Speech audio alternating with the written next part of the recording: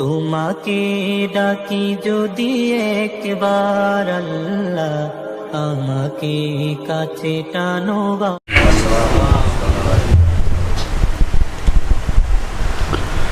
نحمده ونستعينه ونستغفره ونؤمن به ونتوكل عليه ونعوذ بالله من شرور أنفسنا ومن سيئات أعمالنا من يهدي الله فلا مضل له ومن يضلله فلا هادي له ونشهد أن لا إله إلا الله وحده لا شريك له ونشهد أن سيدنا ومولانا محمدا عبده ورسوله الذي أرسله بالحق بشيرا ونذيرا وداعيا إلى الله بإذنه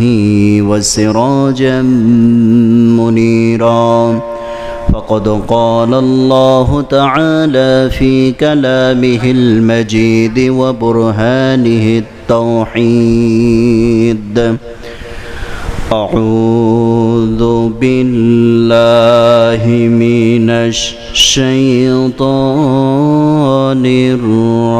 الرجيم بسم الله الرحمن الرحيم إن الله وملائكته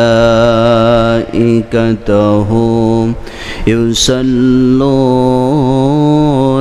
على النبي يا أيها الذين آمنوا صلوا عليه وسلموا تسليما اللهم صل على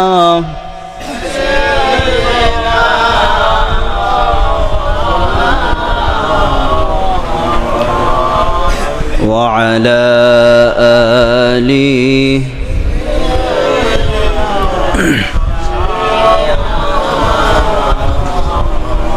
رسول مر آلو আশা রসুল আমার ভালোবাসা রসুল আমার প্রেম বিরহের মূল আলোচনা রসুল আমার কাজে কর্মে অনুপ্রেরণা আল্লাহুম্মা সাল্লি আলা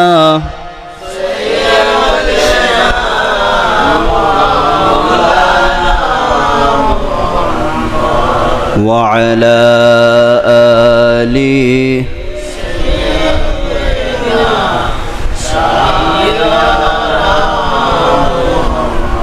আলহামদুলিল্লাহি রাব্বিল আলামিন। সমস্ত প্রশংসা সেই মহান রব্বুল ইজ্জাত ওয়াল জালালের দরবারে, যিনি আমাদেরকে এত সুন্দর একটি মহৎ আয়োজনে আসার বসার সুযোগ দান করেছেন।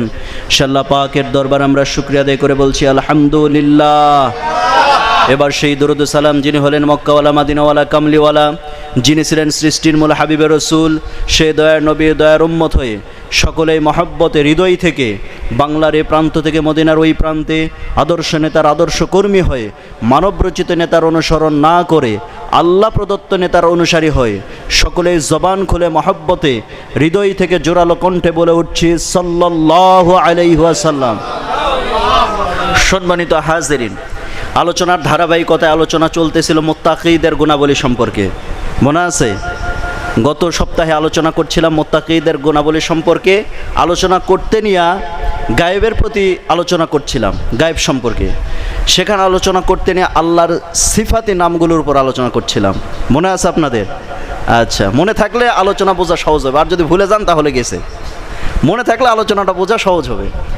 তো গত সপ্তাহে আলোচনা করছিলাম মুত্তাকিদের উপর আলোচনা করতে নিয়ে আল্লাযীনা ইউমিনুনা বিল গায়ব, এই গায়েবের প্রতি বিশ্বাস, গায়েব দ্বারা কাকে বোঝানো হয়েছে? আল্লাহকে বোঝানো হয়েছে। আর আল্লাহর প্রতি ঈমান আনতে গেলে 4টা জিনিসের প্রতি বিশ্বাস স্থাপন করতে হবে। 1 নম্বর আল্লাহর জাতে বিশ্বাস, 2 নম্বর আল্লাহর সিফাতে বিশ্বাস, 3 নম্বর আল্লাহর কুদরতে বিশ্বাস, 4 নম্বর আল্লাহর হুকুম এবং আহকামে বিশ্বাস। জাতের উপর কিছু আলোচনা করেছিলাম, সিফাত সম্পর্কে আলোচনা করতে করতে সময় স্বল্পতার কারণে সেখানে সমাপ্ত করে দিয়েছিলাম। আজকে আলোচনা করব সেই সিফাতের উপরে কিছু কথা ইনশাআল্লাহ। আল্লাহ পাক যেন আমল করার নিয়তে আমাকে বলার এবং আপনাকেও শোনার তৌফিক দান করেন, সকলে পড়ছি আমিন। সম্মানিত হাজিরিন, যে কথা বলতেছিলাম, সিফাতি নামগুলোর প্রতি ঈমান আনার দরকার আছে না নাই? আছে। আল্লাহর যতগুলো সিফাতি নাম রয়েছে তার মধ্য থেকে প্রসিদ্ধ নাম কয়টা? 99টা। কয়টা? 99টা প্রসিদ্ধ। সেই প্রসিদ্ধ নামগুলোর মধ্য থেকে আলোচনা করছিলাম রহমান এবং রহিম। মোটামুটি সংক্ষিপ্তভাবে কিছু কথা বলেছিলাম। তো আল্লাহ পাক যেন সেগুলো আমাদের বাস্তব জীবনে আমল করার তৌফিক দান করেন, সকলে পড়ছি আমিন। এবার আজকে আলোচনা করেই দেখা যাক ইনশাআল্লাহ। বেশি আলোচনা করব না সিফাতের উপরে, অল্প কিছু আলোচনা করব। আজকে 2-1টা কথা বলি খালেকের উপরে, সৃষ্টিকর্তা। আমাদের সৃষ্টিকর্তা কে? বলেন কে? আল্লাহ পাক আমাদের সৃষ্টি করেছেন যিনি, এই সমগ্র বিশ্বজাহানও সৃষ্টি করেছেন তিনি। সে আল্লাহ পাক সমস্ত কিছু সৃষ্টি করেছেন। আল্লাহ রাব্বুল আলামিন সকল সৃষ্টি কত সুন্দর করে সৃষ্টি করেছেন, অথচ মানুষদের সম্পর্কে আল্লাহ পাক বলছেন ওয়ালাকাদ খলাকনাল ইনসানা ফি আহসানি তাকওয়িম। আল্লাহ পাক জানিয়েছেন আমি মানুষদেরকে সবচাইতে ইহসান করে, সবচাইতে ভালো করে, সবচাইতে সুন্দর করে সৃষ্টি করেছি। পড়েন সুবহানাল্লাহ। তাহলে সবচাইতে সুন্দর করে কাদেরকে সৃষ্টি করা হয়েছে? মানুষকে সৃষ্টি করা হয়েছে। আপনি সৃষ্টি জগতের দিকে তাকান তো, সৃষ্টি জগতের মধ্যে কি কোনো খুঁত আছে? বলেন কোনো খুঁত আছে? না। যেখানে যতটুকু প্রয়োজন সেখানে ততটুকু আল্লাহ রাব্বুল আলামিন সৃষ্টি করে দিয়েছেন। আল্লাহর সৃষ্টির মধ্যে কোনো ভুল নাই। আল্লাহ পাক সুন্দর মতো সৃষ্টি করে দিয়েছেন। আটলান্টিক মহাসাগরের মাঝখানে বিশাল একটা নদী পাওয়া গিয়েছে, বিশাল একটা নদী, 4000 মাইল দৈর্ঘ্য, 200 মাইল প্রস্থ, বিশাল নদী। মাঝখানে পানি দাঁড়িয়ে আছে, এই পাশের পানি লবণাক্ত, এই পাশের পানি মিষ্টি। সুবহানাল্লাহ বলবেন না? বিজ্ঞানীরা এটা সম্প্রতি আবিষ্কার করেছে, অথচ আল্লাহ রাব্বুল আলামিন কোরআনুল কারীমের মধ্যে আজ থেকে 1500 বছর আগে জানিয়েছেন। আল্লাহ রাব্বুল আলামিন সূরা রহমানের মধ্যে বলছেন মারাজাল বাহরাইনি ইয়ালতাকিয়ানি বাইনাহুমা বারযাখুন লা ইয়াবগিয়ান ফাবিআইয়ি আলাই রাব্বিকুমা তুকাযযিবান। আল্লাহ তাআলা বলছেন মারাজাল বাহরাইনি ইয়ালতাকিয়ান বাইনাহুমা বারযাখুন লা ইয়াবগিয়ান। লবণাক্ত পানির ক্ষমতা নাই মিষ্টি পানিকে লবণাক্ত পানি বানায়, মিষ্টি পানিরও ক্ষমতা নাই লবণাক্ত পানিকে মিষ্টি পানি বানাবে। কোনো দেওয়াল নাই, কোনো ঘেরা নাই, কোনো বেড়া নাই, কোনো কিছু নাই। যেই জায়গায় পানি সোজা দাঁড়িয়ে আছে সেটা কার নির্দেশে? আল্লাহর নির্দেশে দাঁড়িয়ে আছে। লবণাক্ত পানি মিষ্টি পানিকে লবণাক্ত পানি বানাতে পারছে না, আবার মিষ্টি পানিও লবণাক্ত পানিকে মিষ্টি পানি বানাতে পারতেছে না। সব কিছু চলতেছে কার হুকুমে? আল্লাহর হুকুমে। বিজ্ঞানীরা যেই সমস্ত তথ্যগুলো দিতেছে, আচ্ছা মুসলমান জবাব দেবেন, এটা কি তাদের গবেষণা না কোরআন থেকে চুরি? বলেন কোরআন থেকে চুরি সব। তারা কি গবেষণা করে তথ্য দেয়? না। বিজ্ঞানীরা এ পর্যন্ত যত তথ্য দিতেছে তার 80% তথ্য কোরআনের সাথে মিলে গেছে, 20% মিলেনি। যে 20% মিলেনি, এই 20% কি কোরআনের ভুল না তাদের ভুল? বলেন কার ভুল? তাদেরই ভুল, কোরআনের ভুল নয়। পরবর্তীতে মিলে যাবে। যেমন আজ থেকে 200 বছর আগে বিজ্ঞানীরা বলছে পৃথিবী নয় সূর্য ঘোরে, মাঝখানে এসে বলল সূর্য নয় পৃথিবী ঘোরে। এখন ওদের মাথায় ঘোরে। অথচ আজ থেকে 1500 বছর আগে আল্লাহ পাক জানিয়েছেন লাশ-শামসু ইয়ামবাগি লাহা আন তুদরিকাল কমারু ওয়ালাল-লাইলু সাবিকুন নাহার ওয়া কুল্লুন ফি ফালাকিন ইয়াসবাহুন। সূর্যের ক্ষমতা নাই চন্দ্রকে টপকে যাবে, চন্দ্রেরও ক্ষমতা নাই সূর্যকে টপকে যাবে, তথা প্রত্যেকটা সৃষ্টি তার নিজ নিজ কক্ষপথে পরিভ্রমণ করছে। মানে সূর্য ঘুরে, পৃথিবীও ঘুরে, চন্দ্র ঘুরে। পড়েন সুবহানাল্লাহ। কার তথ্য? বলেন বলেন, কার তথ্য? আল্লাহ পাকের তথ্য। বিজ্ঞানীরা গবেষণা করে তথ্য পায় না, তথ্য মিলাতে পারে না, অথচ আল্লাহ রাব্বুল আলামিন সব তথ্য কুরআনুল কারীমের মধ্যে এভাবে একটার পর একটা দিতে আছেন। সুবহানাল্লাহ বলেন, দিয়ে রেখে দিয়েছেন আল্লাহ তাআলা। আমরা যদি কোরআন পড়ি, এই জন্যই তো আল্লাহ তাআলা বলেছেন মা ফাররাতনা ফিল কিতাবি মিন শাইইন, এই করে কিতাবে এমন একটা কিতাব, আল্লাহ রাব্বুল আলামিন বলেন মা ফাররাতনা ফিল কিতাবি মিন শাইইন ইল্লা আসগরা মিন যালিকা ওয়ালা আকবার ইল্লা ফি কিতাবিম মুবিন। আল্লাহ তাআলা বলছেন এমন কোনো ছোট বিষয় নাই, এমন কোনো বড় বিষয় নাই, এমন কোনো ডেটা নাই, এমন কোনো তথ্য নাই যা এর মধ্যে বলা হয় নাই। আমি সব কিছু বলে দিয়েছি বান্দা, এটাকে তুমি ফলো করো, এটাকে তুমি মেনে চলো। আল্লাহ রাব্বুল আলামিন সুন্দর করে বলছেন কুলনা হাবিতু মিনহা জামিআন ফাইম্মা ইয়াতিয়ান্নাকুম মিন্নি হুদান ফামান তাবিআ হুদায়া ফালা খাউফুন আলাইহিম ওয়ালা হুম ইয়াহজানুন। এই কিতাবের যারা ইত্তেবা করবে, এই কিতাবের যারা অনুসরণ করবে, এই কিতাবকে যারা মেনে চলবে, এই কিতাবকে যারা ফলো করবে, তাদের কোনো চিন্তা নাই, তাদের কোনো হতাশা নাই, তাদের কোনো ভয় নাই। আল্লাহ রাব্বুল আলামিন সুন্দর করে বলছেন ফাআইনা তাযহাবুনা ইন হুয়া ইল্লা যিকরুল লিল আলামিন লিমান শাআ মিনকুম আইয়াস্তাকিম। বান্দার এটাই তো তোমার জিকির, এটাই তো তোমার ফুরকান।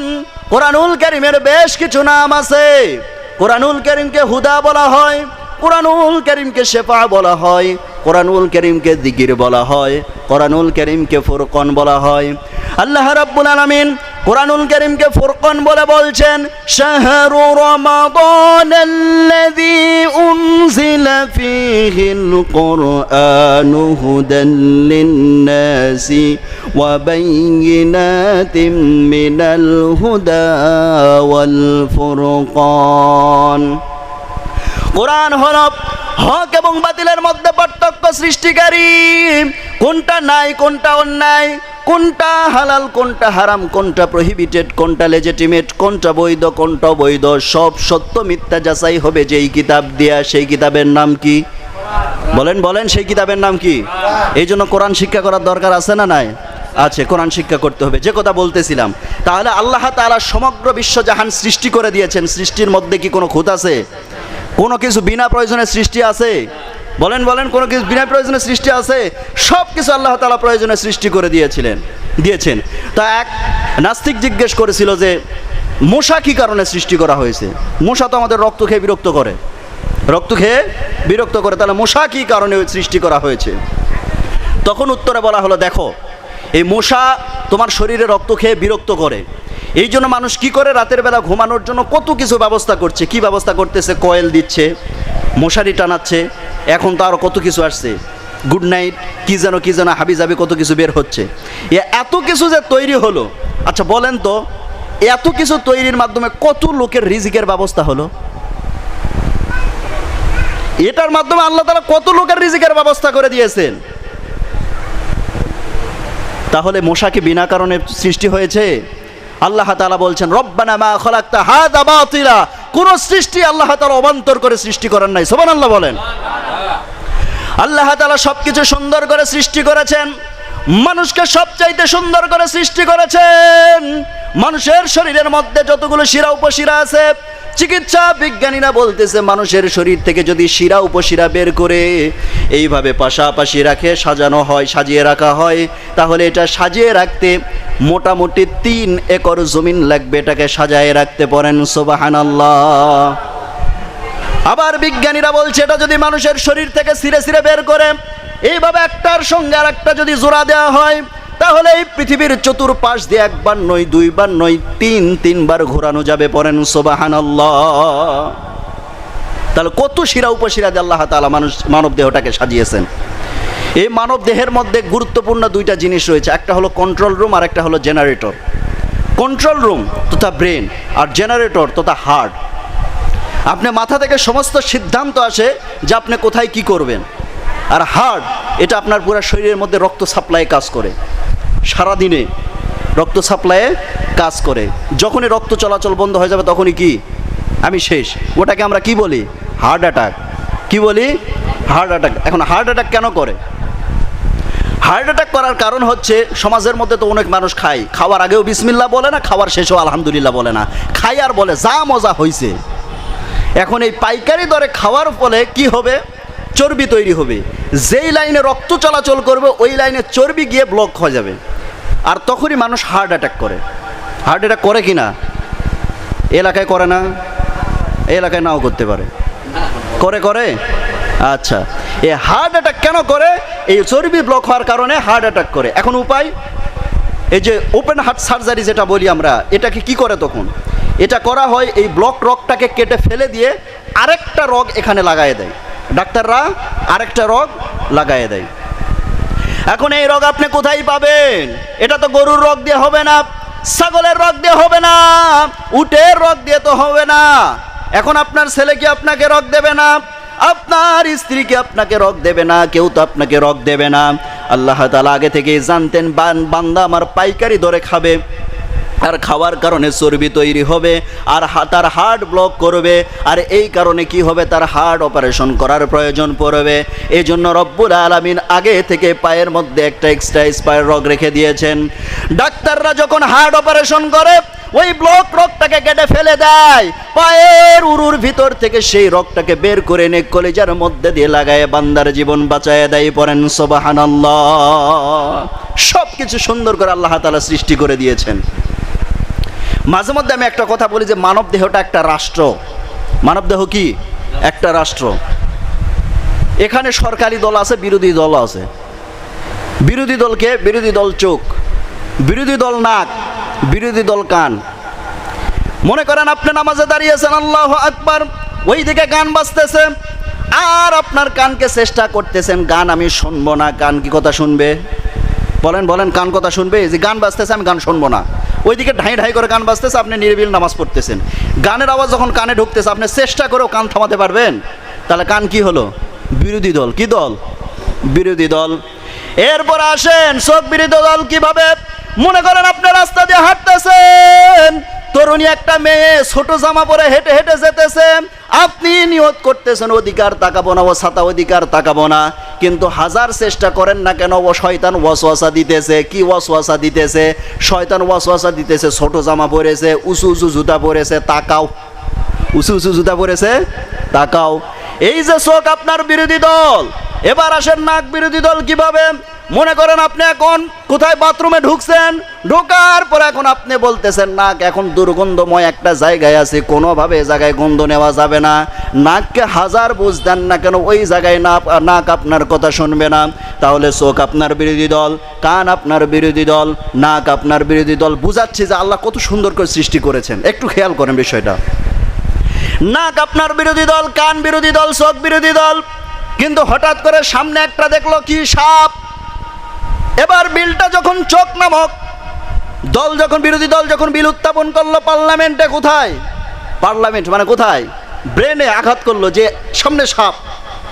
এমন সময় পার্লামেন্টে বিল উত্থাপন করার সাথে সাথে এবার যখন দেখতেছে না বিলটা যে দলই উত্থাপন করুক বিলটা কার্যকরী বিল, এবার কি করতেছে? হাত নামক মন্ত্রীকে বলতেছে তুমি একটা হাতে লাঠি নাও, সাপের মাথায় বাড়ি দাও।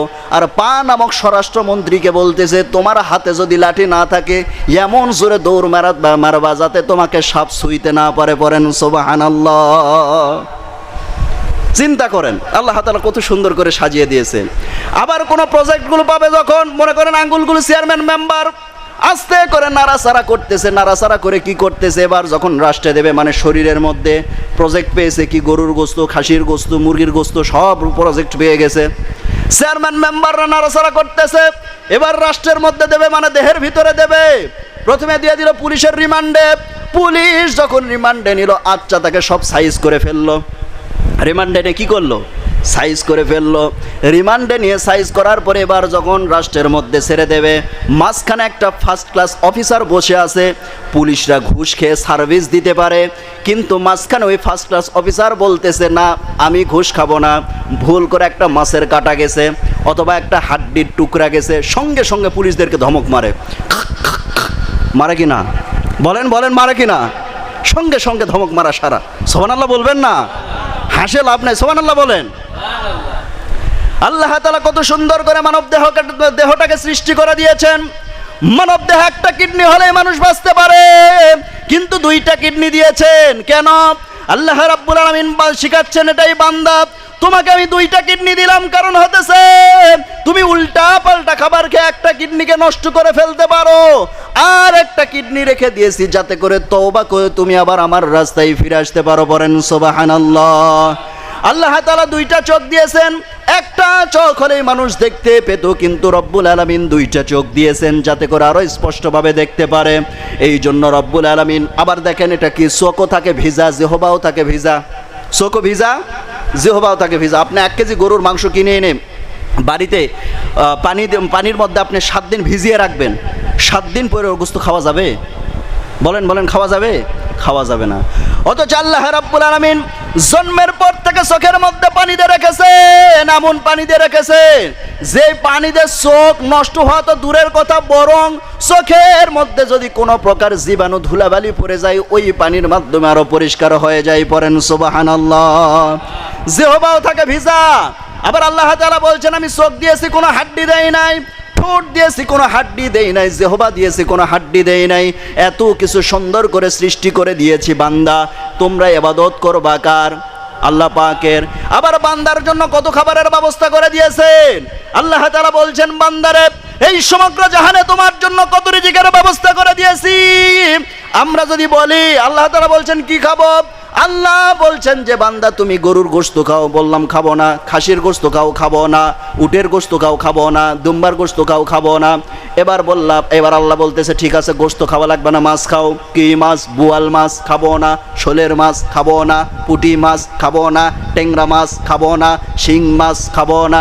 আল্লাহ বলতেছে মাছ গোশত যদি না খাইতে চাও আমি বহু ফল রেখে দিয়েছি। কি ফল? আম খাবো না, কাঁঠাল খাবো না, জাম খাবো না। আল্লাহ বলতেছেন বান্দারে তুমি যদি এই মাছ গোশত ফলমূল যদি খেতে না চাও, আমি আল্লাহ রাব্বুল আলামিন বহু শাকসবজি রেখে দিয়েছি, সেগুলো তুমি ভক্ষণ করো। বান্দা বলছে আমি সেগুলোও খাবো না। এবার আল্লাহ ডাক দিয়ে বলতেছেন বান্দারে তোমার জন্য আমি কতগুলো প্রাণীর দুধ হালাল করে দিয়েছি, সে প্রাণীর দুধ পান করো। বান্দা বলতেছে সেগুলোও খাবো না। আল্লাহ রাব্বুল আলামিন ডাক দিয়ে বলছেন বান্দারে তুমি অন্তত আমার সৃষ্টি জগৎ থেকে তুমি পানি পান করে আমার শুকরিয়া আদায় করো। পড়েন সুবহানাল্লাহ। তাহলে কি আল্লাহ সৃষ্টি জগৎ ছোট নাকি? বলেন ছোট নাকি? আল্লাহ তাআলা আমাদের জন্য কত কিছু সৃষ্টি করে দিয়েছেন। বান্দারা তোমরা পানাহার করো আর আমার ইবাদত করো, আমার দাসত্ব করো। আল্লাহু আকবার বলেন। খালিকের উপর আর আলোচনা বাড়াচ্ছি না। তাহলে আল্লাহর সৃষ্টি জগতের উপর কি বল আল্লাহর সিফাতি নামগুলোর উপর বিশ্বাস স্থাপন করতে হবে। তাহলে 1 নম্বর আল্লাহর জাতে বিশ্বাস, 2 নম্বর আল্লাহর সিফাতে বিশ্বাস, 3 নম্বর আল্লাহর কুদরতে বিশ্বাস তথা আল্লাহর ক্ষমতায় বিশ্বাস। কুদরত মানে কি? ক্ষমতা। আল্লাহর ক্ষমতা কতটুকু? ইন্নাল্লাহা আলা কুল্লি শাইইন কাদির। সকল ক্ষমতার একচ্ছত্র মালিকানা কার? আল্লাহ। নাকি সকল ক্ষমতার উৎস জনগণ? হ্যাঁ বলেন বলেন। সকল ক্ষমতার একমাত্র মালিক কে? আল্লাহ পাক। যারা এই শিক্ষা দেয় সামান্য কয়েকটা ভোট পাওয়ার জন্য, সামান্য কয়েকটা ভোট পাওয়ার জন্য যখনই বলে সকল ক্ষমতার উৎস জনগণ, সঙ্গে সঙ্গে একটা শিরক করে ফেলেছে, সঙ্গে সঙ্গে শিরক করে ফেলেছে। সে আর মুসলিমই নাই। কিসের মুসলিম সে? শিরক করার পর আর কোনো মুসলিম থাকতে পারে নাকি? শিরক করার পর আবার কিসের মুসলিম? সঙ্গে সঙ্গে একথা যেই বিশ্বাস করবে যে সকল ক্ষমতার উৎস জনগণ, সঙ্গে সঙ্গে তার ঈমান চলে গেছে। নতুন করে তওবা করে কালিমা পড়ে মুসলমান হতে হবে। আর এদিকে আল্লাহ তো ঘোষণা করে দিয়েছেন লা ইশরিকু বিল্লাহ ফাকাদ হারাম, লা ইশরিকু বিল্লাহ ফাকাদ মা ইশরিকু বিল্লাহ ফাকাদ হারামাল্লাহু আলাইহিল জান্নাহ। যে বান্দা শিরক করবে তার জন্য আল্লাহ তাআলা চিরতরে জান্নাতটাকে হারাম করে দিয়েছেন। পড়েন নাউযুবিল্লাহ। কত বড় শক্ত কথা। লা ইশরিকু বিল্লাহ ফাকাদ হারামাল্লাহু আলাইহিল জান্নাহ। কত শক্ত কথা আল্লাহ তাআলা বলে দিয়েছেন। জান্নাতই তার জন্য হারাম। সে যাবে কোথায়? জাহান্নামে যাবে। কোথায় যাবে? জাহান্নামে। হাসরের ময়দানে আল্লাহ তাআলা দয়া করে সব গুনাহ, হাদিসের ভাষায় এসেছে, হাসরের ময়দানে আল্লাহ তাআলা দয়া করে সব গুনাহ মাফ করে দিতে পারেন, কিন্তু শিরকিয়াতের গুনাহ কখনো মাফ করবেন না। কথা বুঝেন? শিরকিয়াতের গুনাহ কখনো মাফ করবে না। কথা সহজ করে বুঝাই। মনে করেন আপনার স্ত্রী আপনার বাড়িতে আছে, আপনার টাকায় পোশাক কিনে, আপনার টাকায় খাবার খায়, আপনার বাড়িতে থাকে, আপনার টাকায় সব সে খরচ করে। এখন আপনাকে বাসায় এসে দেখলেন আপনার স্ত্রী কি করতেছে, আপনার জন্য দুপুরবেলা কাজ করে এসে আপনি দেখতেছেন দুপুরবেলা আপনার স্ত্রী রান্না বান্না করেনি। রাগ কম হবে না বেশি হবে? বেশি হবে। এরপরে রাতের বেলা এসে দেখতেছেন যে আপনার স্ত্রী রাতের বেলাও রান্না বান্না করেনি। রাগ আরও বাড়বে না কমবে? বেড়ে যাবে। এত কিছুর মধ্য দিয়ে কিন্তু মাথার মধ্যে সিদ্ধান্ত আসবে না যে তাকে তালাক দেই। এত কিছুর মধ্যেও এ সিদ্ধান্ত আসবে না যে তাকে তালাক দেয়, হয়তো বা 2-4টা থাপ্পড় মারবেন সর্বোচ্চ, যদিও এটা ইসলামে নিষেধ আছে। শিক্ষা দাও, থাপ্পড়, মারধর নয়। শিক্ষা দাও, মারধর নয়। আল্লাহর হাবিব সাল্লাল্লাহু আলাইহি সাল্লাম কি স্ত্রীদেরকে মেরেছেন? বলেন মেরেছেন? না। হযরত আয়েশা সিদ্দিকা রুটি বানাতে নিয়ে ঘুমিয়ে গেলেন। আল্লাহর হাবিব সাল্লাল্লাহু আলাইহি সাল্লাম জিহাদের ময়দান থেকে এসে দেখতেছেন যে আয়েশা সিদ্দিকা ঘুমিয়ে গেছেন রুটি বানাতে বানাতে। তিনি করলেন কি, সেই বাকি যে খামিরটা ছিল ওই খামির দিয়ে তিনি রুটি তৈরি করলেন।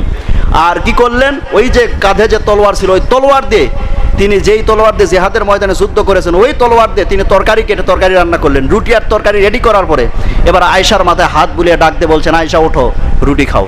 সুবহানাল্লাহ বলবেন না? আর আমরা হলে কি করতাম, আসে ঘুমের মধ্যে কান সারা 100। ঠিক আছে না বেঠিক?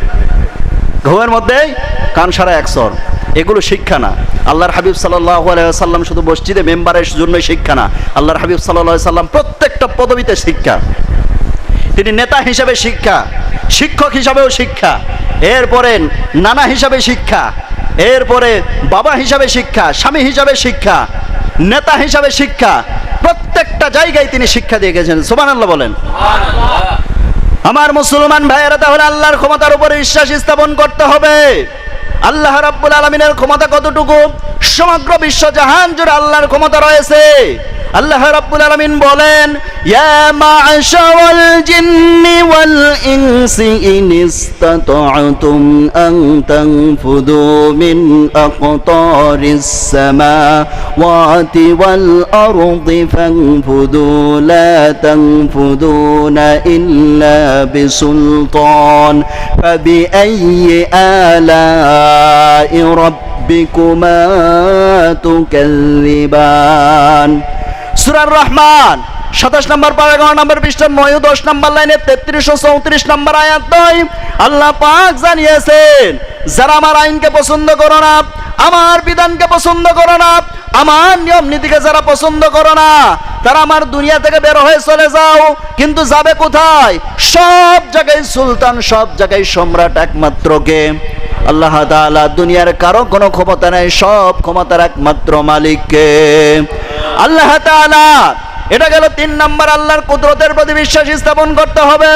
4 নম্বরে আল্লাহর হুকুম এবং আহকাম তথা আদেশ ও নিষেধ ক্রমে বিশ্বাস স্থাপন করতে হবে। আল্লাহ রাব্বুল আলামিনের আদেশ ও নিষেধ ক্রমে কোরআনুল কারীমের মধ্যে একটা নয়, দুইটা নয়, 550 আয়াত দিয়েছেন। এই 550 আয়াত পরিপূর্ণরূপে ঈমান আনতে হবে এবং তা বাস্তব জীবনে আমল করতে হবে, তবে আল্লাহ পাকের উপর ঈমান আনা হবে। পড়েন সুবহানাল্লাহ। 550 আয়াত দিয়েছেন আদেশ ও নিষেধ ক্রমে। তাহলে এগুলো পালন করার দরকার আছে না নাই? আছে। এখন আল্লাহর প্রতি ঈমান আনতে গেলে কয়টা জিনিসের প্রতি বিশ্বাস স্থাপন করতে হবে? 4টা। 1 নাম্বার আল্লাহর জাতে বিশ্বাস তথা অস্তিত্বে বিশ্বাস। তিনি ছিলেন, আছেন, থাকবেন, নাকি বুড়া হয়ে গেছেন? বলেন বলেন। ছিলেন, আছেন, থাকবেন। এরপরে হলো 2 নম্বরে আল্লাহর সিফাত তথা গুণাবলীতে বিশ্বাস। আল্লাহর যতগুলো গুণাবলী রয়েছে, যতগুলো গুণাবলী নাম রয়েছে, সেগুলোর প্রতি বিশ্বাস স্থাপন করতে হবে। 3 নম্বরে আল্লাহর কুদরত তথা ক্ষমতায় বিশ্বাস স্থাপন করতে হবে। মানুষ যখন ক্ষমতা পায় তখন চতুর্দিকে দেখে ক্ষমতার ক্ষমতা, কি করবে হিসাব করে পায় না। সারা জীবন ক্ষমতায় টিকে থাকার জন্য সর্বাত্মক প্রচেষ্টা চালায়। দেশ যখন পাইছে আর ছাড়বো না, এই চেষ্টা চালায় কিনা? এই চেষ্টাই চালায়। কিন্তু বিশ্বকবি কবি সম্রাট আল্লামা ইকবাল বলছেন, জাগা জি লাগানে কে লিয়ে দুনিয়া নেই হে ইবরত কে চাহে তামাশা নেই। দুনিয়া খেল তামাশা করার জায়গা নয়। ইতিহাস থেকে শিক্ষা নাও, পূর্বপুরুষদের দিকে তাকাও। আল্লাহর দ্বীনের কর্মীদের গায়ে হাত লাগানোর কারণে বংশসহ আল্লাহ সাফ করে দিয়েছেন, বংশসহ সাফ করে দিয়েছেন। কাজে তোমরা যেন বেয়াদবি করো না, আগামী তোমার 14 পুরুষদেরকে আল্লাহ পাক একই কায়দায় বিদায় করতে পারেন। একই কায়দায় বিদায় করতে পারেন।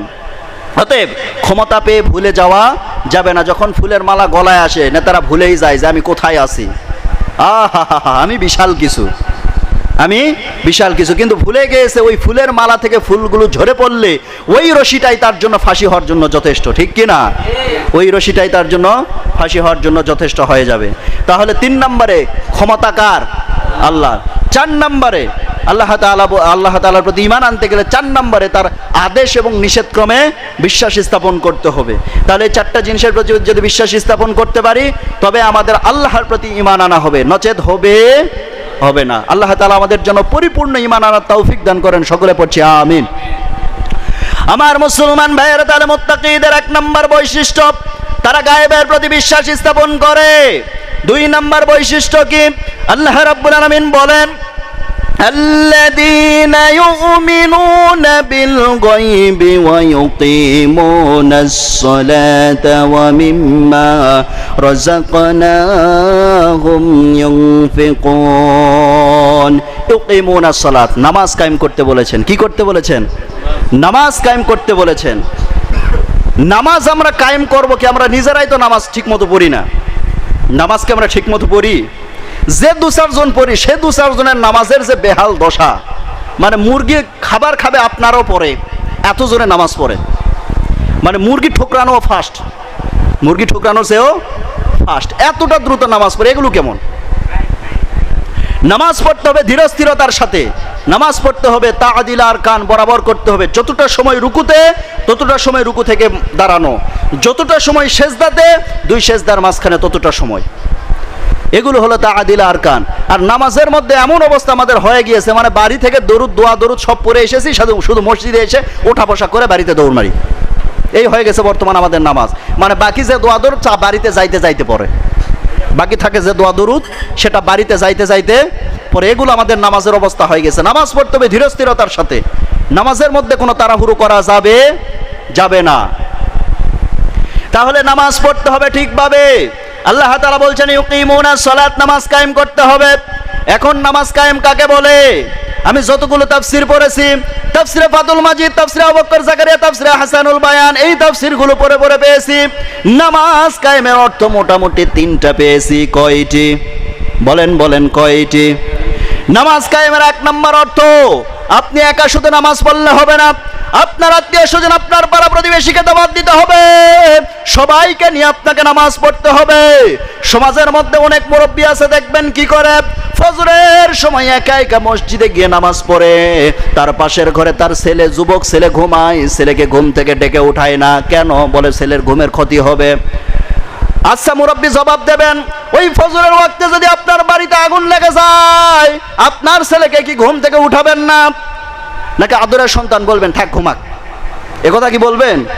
বলেন একথা কি বলবেন যে আগুন লাগছে লাগুক, আমার আদরের সন্তান ঘরের মধ্যে ঘুমাক? একথা কি কেউ বলবে? না, বরং তাড়াহুড়ো করে আরো ডেকে উঠাবে। নিজে না বাঁচলে অন্তত ছেলেটাকে বাঁচাবে, ঠিক কিনা? তাহলে মুরব্বী জবাব দেবেন, দুনিয়ার আগুন থেকে যদি আপনার ছেলেকে বাঁচান, যেই নামাজ না পড়লে আল্লাহ জাহান্নামের আগুনে ফেলে দেবে, ওই জাহান্নামের আগুন থেকে বাঁচানোর জন্য আপনার ছেলেকে ঘুম থেকে জাগানোর দরকার আছে না নাই? আমার মুসলমান ভাইয়েরা, আবার অনেক মা বাবা আছে এরকম কি করে, ছেলে মনে করেন ছেলের পরীক্ষা এসেছে রমজান মাসে পরীক্ষা থাকার কারণে ছেলেকে রোজা রাখতে দেয় না, বলে রোজা রেখে পরীক্ষা দিলে ছেলের পরীক্ষা নাকি খারাপ হবে, রেজাল্ট নাকি খারাপ করবে। এরকম কিছু মুরব্বী আছে না নাই? আচ্ছা মুসলমান জবাব দেবেন, রোজা রেখে পরীক্ষা দিলে রেজাল্ট কি খারাপ হবে? কখনো নয়, বরং বরকত যিনি দেবেন তিনি কে? আল্লাহ পাক। ধরলাম সাময়িকের জন্য মনে করলাম যে পরীক্ষা দেওয়ার, রোজা থেকে পরীক্ষা দেওয়ার কারণে আপনার ছেলের পরীক্ষা রেজাল্ট খারাপ হবে, এই কারণে আপনার ছেলেকে রোজা রাখতে দিলেন না। আপনার ছেলে রোজা না রেখে পরীক্ষা দিল, এজন্য রেজাল্ট ভালো করলো। পার্শ্ববর্তী আরেকজন কি করলো, রোজা রেখে পরীক্ষা দিল, তার একটু রেজাল্ট কম হলো। কিন্তু সর্বশেষে দেখা গেল আপনার ছেলে ভালো রেজাল্ট করলে কি হবে, আপনার ছেলে কোনো চাকরির ব্যবস্থা করতে পারলো না। অপরদিকে ওই ছেলেটা রোজা রেখে পরীক্ষা দিয়েছে, সে রেজাল্ট কম হওয়ার পরেও রব্বুল আলামিন তার একটা রিজিকের ব্যবস্থা, তার একটা চাকরির ব্যবস্থা করে দিয়েছেন। লাভকার? বলেন লাভকার হলো। যে রোজা রেখেছে সেই বরকত পেয়েছে। যতক্ষণ পর্যন্ত ইবাদতের মধ্যে থাকবেন ততক্ষণ পর্যন্ত বরকত পাবেন। ইবাদত থেকে বেরিয়ে যাবেন, আপনার মধ্য থেকে বরকত উঠে যাবে, আপনার মধ্য থেকে বরকত উঠে যাবে। তাহলে নামাজ কায়েমের এক নাম্বার অর্থ, আপনি শুধু একা বললে হবে না, আপনার পরিবারের সমস্ত সদস্যদেরকে দাওয়াত দেবেন, আপনার আত্মীয় স্বজন পাড়া প্রতিবেশী সবাইকে নামাজের দাওয়াত দেবেন। এটা হলো এক নাম্বার নামাজ কায়েমের অর্থ। নামাজ কায়েমের দ্বিতীয় নাম্বার অর্থ হচ্ছে এটা রাষ্ট্রীয় পর্যায় থেকে আইন থাকতে হবে। যখন ইসলাম প্রতিষ্ঠা হবে রাষ্ট্রীয় পর্যায়ে তখন এই কাজটা হবে। সেটা হলো কেউ যদি নামাজ ছেড়ে দেয় তাহলে কি হবে? নামাজ যদি কেউ ছেড়ে দেয় তাহলে তার জন্য শাস্তির ব্যবস্থা করতে হবে, তার জন্য শাস্তির ব্যবস্থা করতে হবে। মাঝে মধ্যে যখন আমরা বলি যে দিন প্রতিষ্ঠার কথা, আলেম ওলামাদেরকে ক্ষমতায় গেলে তবে দিন প্রতিষ্ঠা আল্লাহ তাআলা সহজ করে দেবেন, এই কথা যখন আমরা আলোচনার মধ্যে বলি তখন ফট করে বলে যে হুজুর তার মানে কি আপনারা ক্ষমতার লোভে পড়ে গেছেন? আরে ভাই, অসৎ লোকেরা সরে গিয়ে আলেম ওলামা যদি ক্ষমতায় বসে সেটা কি তোমার জন্য ক্ষতিকর? বলেন বলেন। অসৎ ব্যক্তিরা সরে গিয়ে আলেম ওলামা ক্ষমতায় গেলে তবেই তো ইনসাফ ভিত্তিক দেশ পরিচালনা করা সহজ হবে। অসৎ ব্যক্তিরা, তুমি কি চাও না যে অসৎ ব্যক্তিরা সরে গিয়ে সৎ ব্যক্তিরা ক্ষমতায় আসুক? তুমি যখন বলছো যে আলেম ওলামা ক্ষমতার লোভে পড়ে গেছে, তার মানে তুমি চাচ্ছ না যে অসৎ ব্যক্তিরা সরে গিয়ে সৎ ব্যক্তিরা ক্ষমতায় আসুক? তার মানে তুমি এটা চাচ্ছ না। এই জন্য সৎ ব্যক্তিদেরকে যখন আলেম ওলামাদেরকে ক্ষমতার মসনদে পাঠানো সম্ভব হবে তবেই ইসলাম প্রতিষ্ঠা করা সহজ হবে, নচেত ইসলাম প্রতিষ্ঠা করা আল্লাহ তাআলা কঠিন করে দেবেন। যত আমরা পিছু হটবো, আপনারা হিসাব মিলায় দেখেন, আপনারা হিসাব মিলায় দেখেন, গোটা সাম্রাজ্য একটা সময় মুসলিমদের হাতে ছিল, মুসলিমদের হাতে ছিল, কিন্তু মাঝখানে এসে কিছু মুসলিম নেতাদের ভুলের কারণে, মুসলিম নেতাদের কিছু ভুলের কারণে, কিছু অলসতার কারণে এই সমস্ত মুসলিম রাজ ক্ষমতা হারা হয়ে গিয়েছে। মুসলিমদের হাতে এক সময় গোটা সাম্রাজ্য ছিল, মুসলিমরা আগে গোটা পৃথিবী শাসন করেছিল, কিন্তু মুসলিমরা যখন কি করা শুরু করেছে, এই যে মুসলিমরা ক্ষমতা হারালো, অর্ধ পৃথিবী শাসন করেছে ওমর ফারুক রাদিয়াল্লাহু তাআলা আনহু, এই ক্ষমতা হারালো কি করে? হারানোর কারণ হচ্ছে কিছু কিছু মুসলিম খলিফারা ছিল, তারা কি করেছে, তারা নিজস্বভাবে নিজস্ব শাসনে রাষ্ট্র পরিচালনা করার চেষ্টা করেছিল, ইসলাম ভিত্তিক বাদ দিয়া। কি ভিত্তিক? ইসলাম ভিত্তিক বাদ দিয়ে এখনো মুসলিম পরিচয় দিয়ে কি রাষ্ট্র পরিচালনা করে না? ইসলাম ছাড়া রাষ্ট্র পরিচালনা করতেছে আর নিজেকে মুসলিম রাষ্ট্র নেতার দাবি করতেছে, নিজেকে মুসলিম রাষ্ট্র নেতা দাবি করতেছে। একটা সময় গোটা পৃথিবী, গোটা সাম্রাজ্য যখন ছিল মুসলিমদের হাতে, ঠিক সেই মুহূর্তে মুসলিম নেতারা কি করলো? তারা জিহাদ করা বন্ধ করে দিল। একের পরে এক যখন রাষ্ট্র দখল করা শুরু হয়ে গিয়েছিল, মুসলিমরা দাওয়াতি কাজের মাধ্যমে, জিহাদের মাধ্যমে যখন মুসলিমরা রোম সাম্রাজ্য পর্যন্ত দখল করে ফেললো, বিশাল সম্রাট রোম সাম্রাজ্য, যার পাহারাদার ছিল মানে বিশাল পাহারাদার। রোমের যুদ্ধের কথা শোনেননি? মুতার যুদ্ধ, 1 লক্ষ সৈন্যের বিরুদ্ধে মাত্র 3000। রোম সাম্রাজ্য থেকে এসেছে কতগুলো? 1 লক্ষ। 1 লক্ষের মোকাবেলায় কতগুলো? 3000। তাহলে কত বড় সাম্রাজ্য তাদের ছিল। সেই রোম সাম্রাজ্যকে ধ্বংস করে মুসলিমরা কালিমার পতাকা উত্তীর্ণ করেছিল। সেই সাম্রাজ্য সব হারিয়ে ফেলেছি আমরা। সেই সাম্রাজ্য কি হারিয়ে ফেলেছি কিভাবে? এই যে মুসলিম নেতারা তখন কি বলে জিহাদ করা যখন বন্ধ করে দিল, ইসলাম প্রতিষ্ঠার এই কাজগুলো যখন বন্ধ করে দিল, এখন আলেম ওলামা যারা, মাদ্রাসা পড়ুয়া আলেম যারা, তারা তো আর বসে থাকবে না। তখন কি করলো? ইসলাম নিয়ে ব্যাখ্যা বিশ্লেষণ করা শুরু করে দিল। ইসলাম নিয়ে ব্যাখ্যা বিশ্লেষণ করতে করতে এইদিকে আলেম ওলামারা এক গ্রুপ হয়ে গেল, এইদিকে চলে আসলো, জিহাদ থেকে সবাই পিছিয়ে চলে আসলো। আলেম ওলামা এক গ্রুপ হয়ে গেল আর ওইদিকে জিহাদ থেকে সবাই পিছিয়ে চলে আসলো। মুসলিমরা যখন জিহাদ থেকে পিছিয়ে চলে আসলো তখন কি হলো? সেই মুহূর্তে ইউরোপরা তখন মুসলিমদের উপর আক্রমণ করলো। বোঝা গেছে কথা? কোথা থেকে পরিবর্তন হলো? ইউরোপরা মুসলিমদের উপর আক্রমণ করলো। আক্রমণ করে তারা কি করলো? মুসলিমদের অর্থনীতিকে ধ্বংস করে দিয়ে তাদের সুদভিত্তিক অর্থনীতি চালু করলো। মুসলিমদের শিক্ষা ব্যবস্থাকে বাতিল করে দিয়ে তারা তাদের শিক্ষা ব্যবস্থা চালু করে দিল। মুসলিমদের সংবিধানকে বাদ দিয়ে তারা তাদের সংবিধানকে চালু করে দিল। এই সমস্ত চালু করে মুসলিম সাম্রাজ্যকে তারা চূড়ান্ত রূপে দখল করে ফেললো। এদিক থেকে আলেম ওলামাগণ যখন দেখতেছেন, হাই হাই, অর্থনীতি ছিল সেটাও গেল, এরপরে শিক্ষা ব্যবস্থা ছিল সেটাও গেল, আইন ব্যবস্থা ছিল সেটাও গেল, এখন তো সব হারিয়ে ফেলেছি, এখন কোথায় যাব আমরা? সব হারিয়ে যখন শূন্য হয়ে গিয়েছে তখন মাদ্রাসা প্রতিষ্ঠা, একের পর এক মাদ্রাসা প্রতিষ্ঠা করা শুরু করে দিল। দেওবন্দ থেকে শুরু করে নিয়ে, কলকাতা আলিয়া মাদ্রাসা থেকে শুরু করে নিয়ে একের পর এক মাদ্রাসা প্রতিষ্ঠা করা শুরু করলো। অন্তত পক্ষে তাহজিব তামাদ্দুনটা ঠিক থাকুক, এইটা অন্তত ঠিক ঠিক থাকুক, ইসলামের কিছু যে বেসিক যে শিক্ষাগুলো সেটা অন্তত ধরে রাখুক। এইটা দেওয়ার জন্য তখন একের পর এক মাদ্রাসা প্রতিষ্ঠা শুরু হলো।